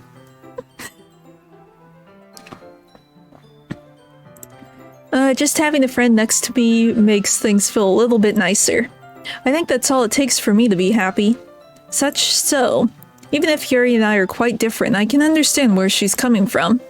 I feel that way about things like anime and games, where simply sharing the experience with someone can make me happy. I think I feel the same way. Yuri smiles gently. I knew you'd understand. Yuri leans over the banner to grab an unused paintbrush. But I move at the same time, causing my head to bump into hers.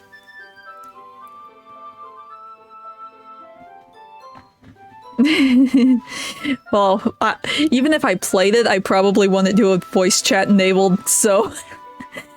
Just because I know there's going to be a lot of dum-dums screaming bad words, and I don't want to deal with the bad words.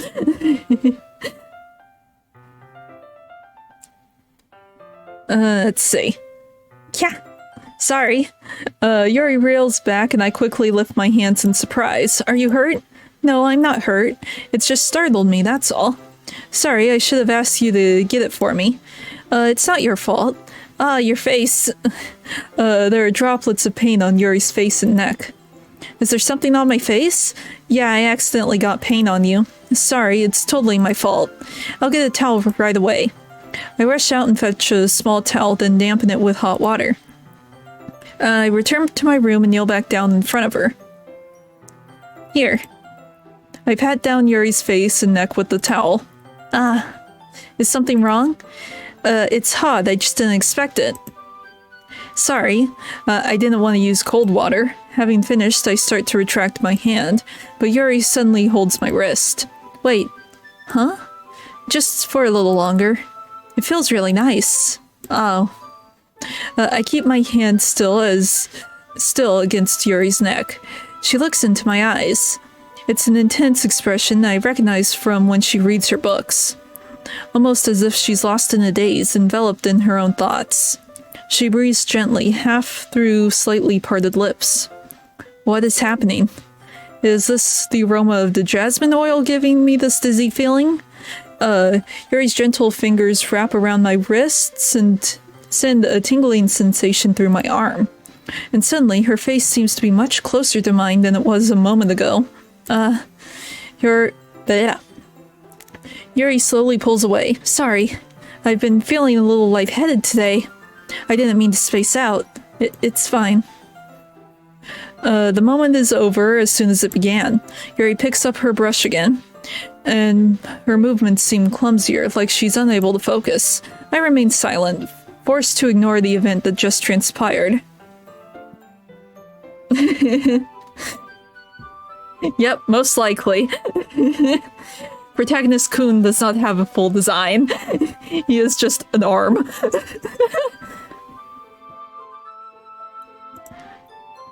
I hesitantly retrieve my own brush and continue following Yuri's example.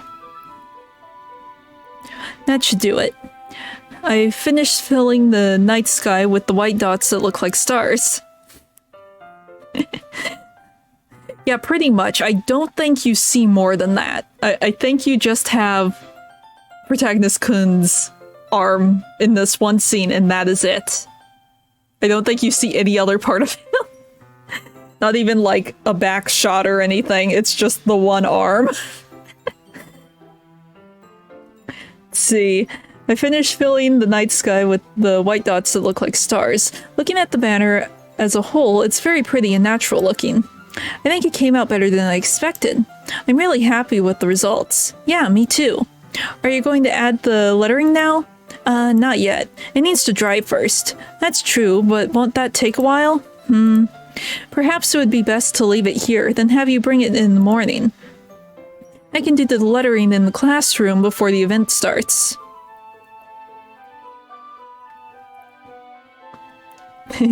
Yeah, you don't really get choices besides which girl you get to hang out with first. Beyond that, there are no choices. Is that okay? That's totally fine. Wonderful. In that case, I don't think there's anything more for us to do here. Phew. You say that like you're glad it's over. Was I wrong to assume that you were at least enjoying yourself a little bit? No, it's not that. I'm just glad that we managed to get everything done. I see. I am too. I was a little concerned about time. I need to start making dinner soon. So you don't have any time left? I was secretly hoping we could have extra time after finishing the work. Well, Yuri thinks to herself. Well, the cult stuff is in the game files. It's not actually in DDLC. But no, there's like a hidden ARG sort of thing that hints towards maybe a different game that Salvato's working on. I'm not sure if Plus will have any new information for it, but that's the one that has all the cult stuff in it. This one, not so much. This one's just psychological horror. Let's see, Yuri thinks to herself. I think it would be too irresponsible of me to wait much longer. I'm sorry. I was hoping there would be more time as well. It's probably my fault. Sorry for being such a slow worker. No, it's not your fault at all. And the important thing is that we got everything done, right? Yeah. So, I shouldn't be disappointed or anything. Gathering all of her things, Yuri seems to look a little downcast.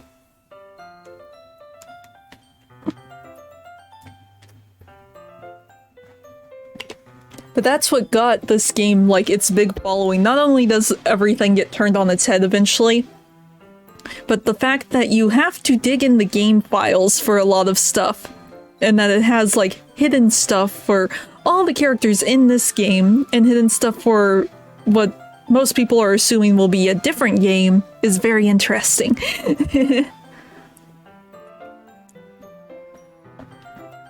But yeah, so like, if you go into the game files, you can like find text documents, like notepad documents, turn them into like JPEGs, PNGs, and they'll give you pictures and clues for different things, and it's really, really cool.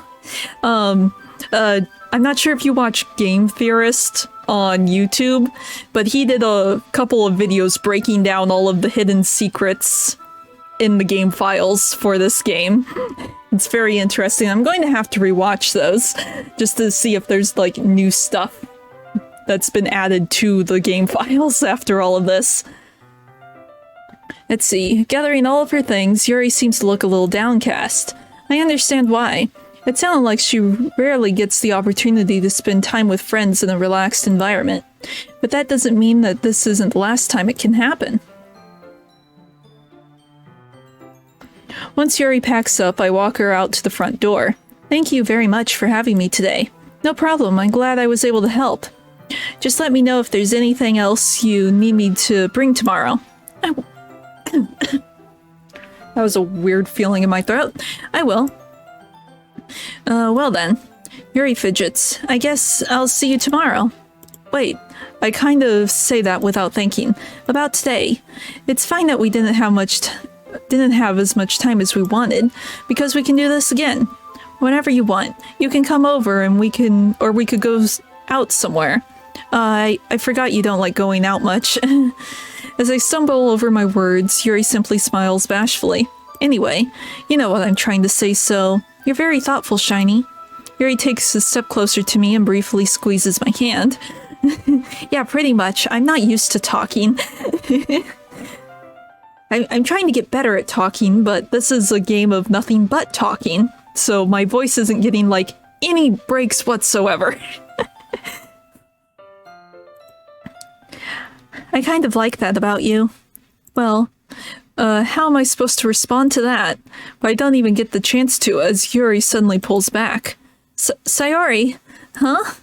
Hi, Shiny. Sayori. Just now we weren't... It's okay, Shiny. I just stopped by to say hi.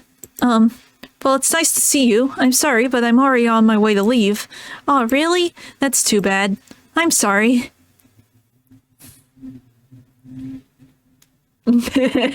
Yeah, pretty much.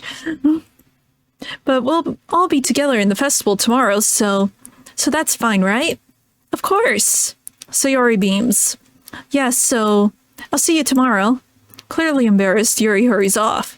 Sayori waves goodbye after her. Sayori, I thought you didn't want to come over today.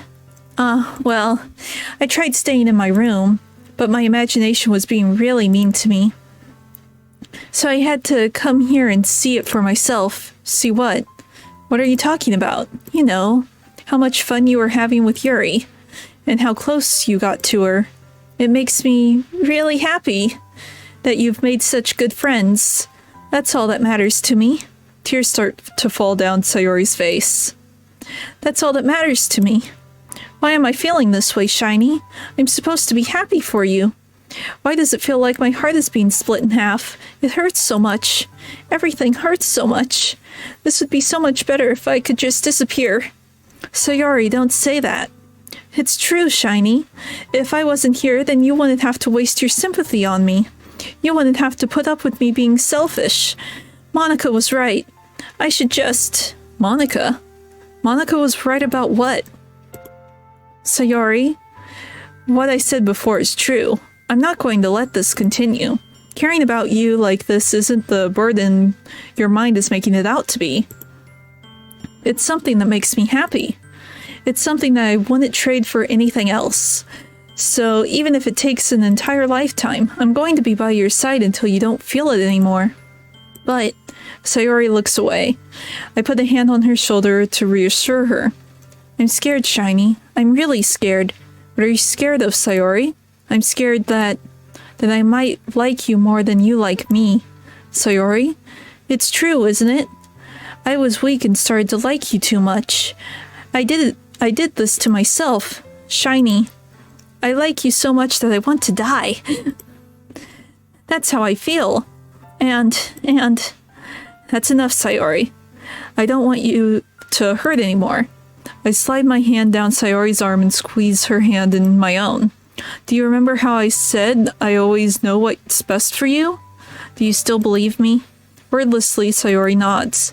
Even if you don't understand all of your own feelings, I know what you need the most right now. And that's what I'm going to give you.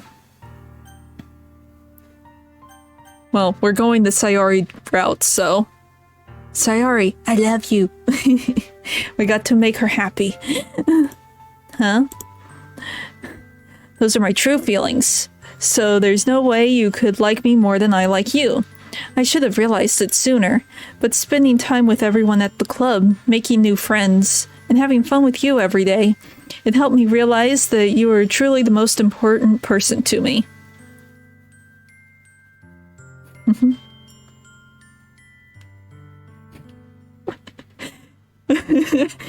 Yeah, this game is painful. It's hard to make haha jokes, funny times with this game. Well, at least not on your... Yeah, it's like you can kind of do it, like, once you know how everything plays out at the end, it's a little easier. But when it's your first time, yeah, this game is just pain.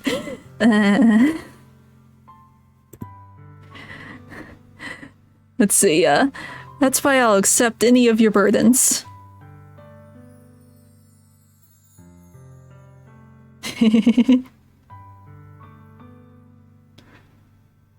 Yeah. As long as we continue like this every day, with you by my side, then I know we'll both be happy. Shiny. Oh, I take it back. Look, we get a back view of Protagonist Kun. He exists. He has more than just an arm. Suddenly, Sayori wraps her arms tightly around me. Shiny. Is this really okay? Yeah. I hold Sayori in my arms and pull her close. We don't acknowledge that fact. Who needs continuity? Let's see. I hold Sayori in my arms and pull her closer. You'll never have to let go of me again. I love you, Shiny. I want to be with you forever. Me too. I feel Sayori's grip around me weaken a little bit. What is this? Sayori? I'm supposed to be happy right now. I always thought this would be the happiest moment for me. But why? Even now. Why won't the rain clouds go away? They're not going away at all, Shiny. It's okay, Sayori. It might take some time for things to get better again, but no matter how long it takes, I'll be there every step of the way. That's all that matters right now. Okay. I trust you.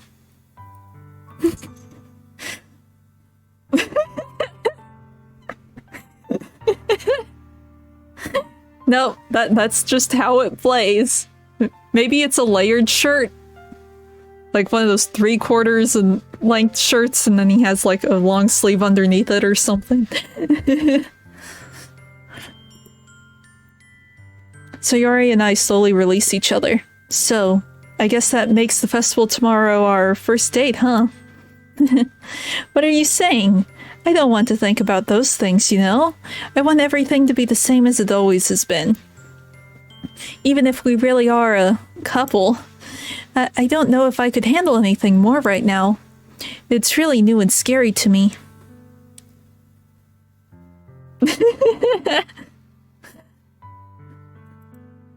I understand. We'll go at whatever pace suits you best. Hey, Shiny, Sayori gazes at me once more again, smiling sadly. Even if I get really, really sad, this is the best thing for me, right? Huh? I don't really understand what Sayori means by that. Are you saying that this is making you feel sad, Sayori? I don't know. I don't understand what I'm feeling. It feels like a bunch of thorns when you told me you love me. But that's why I want to trust you. You know what's best for me. Yeah, I do. That's my promise. I say that, but in reality, I never felt more uncertain when it comes to Sayori. I know that I love her, and that she loves me, but I'm having as much trouble understanding Sayori's feelings as she is.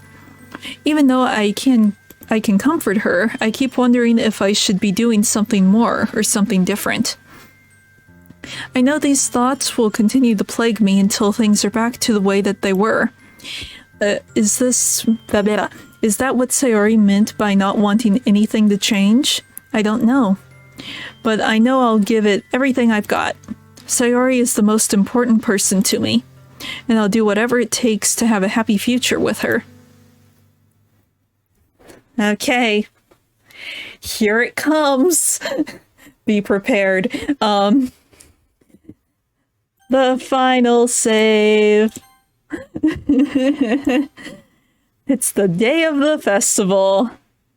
Of all days, I expected this to be one where I'd be walking to school with Sayori, but Sayori isn't answering her phone. I considered going to her house to wake her up, but decided that it's a little too much.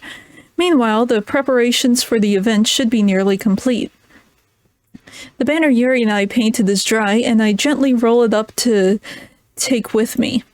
She sent me a pleasant text reminding me not to forget anything, and I reassured her. No, they aren't doing that for their festival room. They're doing poetry readings because they're the literature club. Let's see. Funnily enough, I probably feel the same way as Natsuki about the event. I'm more excited for it to be over so I can spend time with Sayori and Yuri at the festival. But knowing Monica, I'm sure the event will be great too. Shiny, you're the first one here. Thanks for being early. That's funny, I thought at least Yuri would be here by now. Monica is placing little booklets on each of the desks in the classroom. They must be the ones she prepared that have all the poems we're performing. In the end, I found a random poem online that I thought Monica would like and submitted it. So that's the one I'll be performing. I'm surprised you didn't bring Sayori with you. Yeah, she overslept again, that dummy. You'd think that on days this important she'd try a little harder.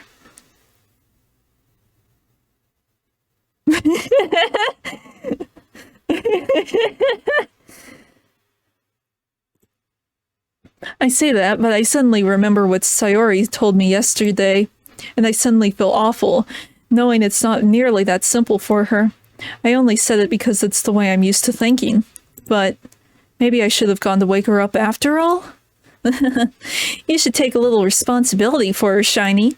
I mean, especially after especially after your exchange with her yesterday. What is even better than the cursed maid cafe?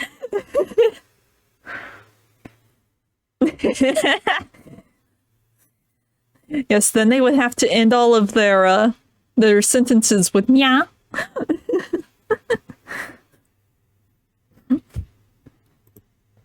You kind of left her hanging this morning, you know. Exchange? Monica, you know about that? Of course I do. I'm the club president after all. But I stammer, embarrassed. Did Sayori really tell her about it that quickly? That we're a couple now? I didn't really plan on bringing it up with anyone yet. Geez, you don't know the full story at all, so don't worry. I probably know a lot more than you think. Huh? Monica is being as friendly as usual, but for some reason I felt a chill run down my spine after hearing that. Hey, do you want to check out the pamphlets? They came out really nice. Yeah, sure. I grabbed one of the pamphlets laid out on the desk.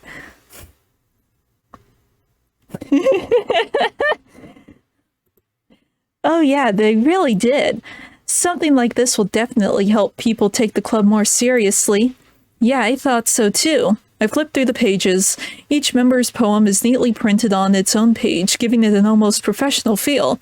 I recognized Natsuki's and Yuri's poems from the ones they performed during our practice. What's this?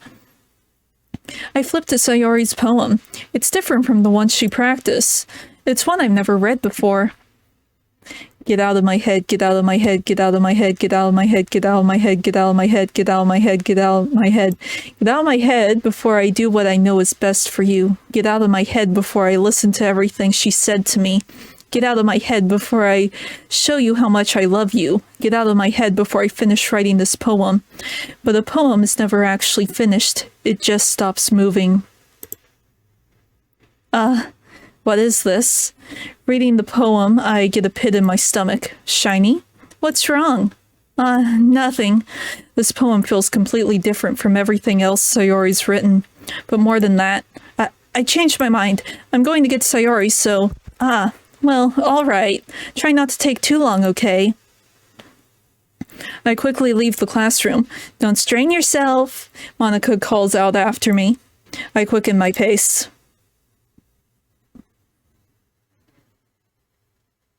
Yes, she did.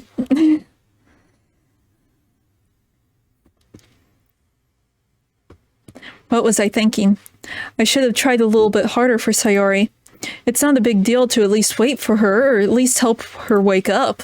Even the simple gesture of walking her to school makes her really happy. Besides, I told her yesterday that things will be the same as they always have been. That's all she needs, and that's what I want to give her. I reach Sayori's house and knock on the door. I don't expect an answer since she's not picking up her phone either. Like yesterday, I open the door and let myself in. Sayori? She really is a heavy sleeper. I swallow. I can't believe I ended up doing this after all. Waking her up in her own house. That really is something that a boyfriend would do, isn't it? In any case, it just feels right.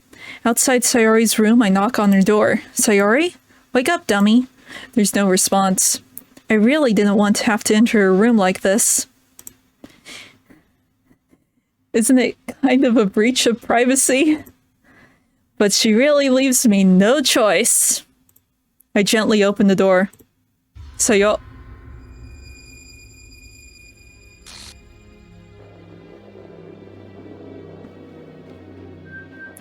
Yep.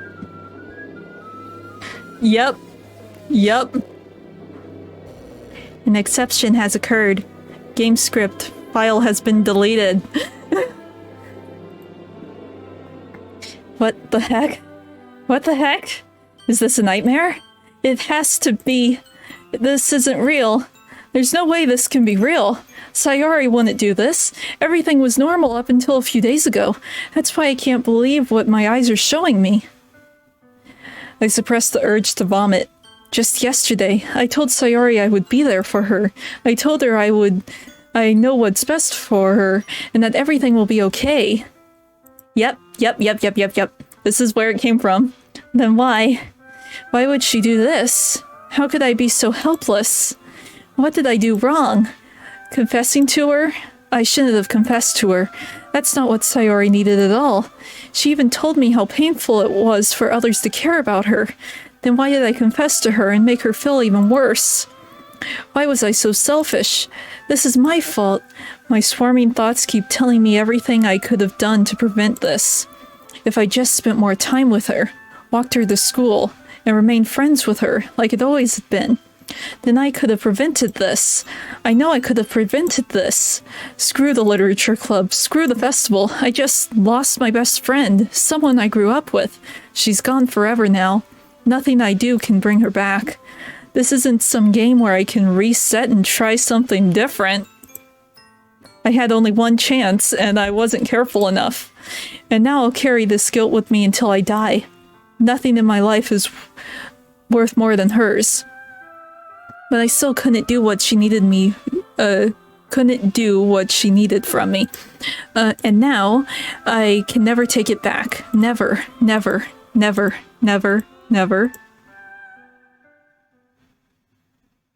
End. Okay. Well, yep, it's loading. Okay. Here's the, first big change in the game. Sayori's been deleted completely from the game. She does not exist anymore.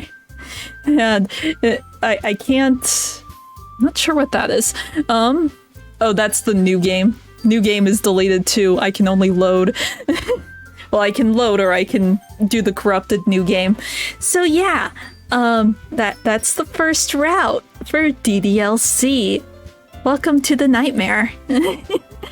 No, if I pull up the game files, her character file is completely deleted. She is gone.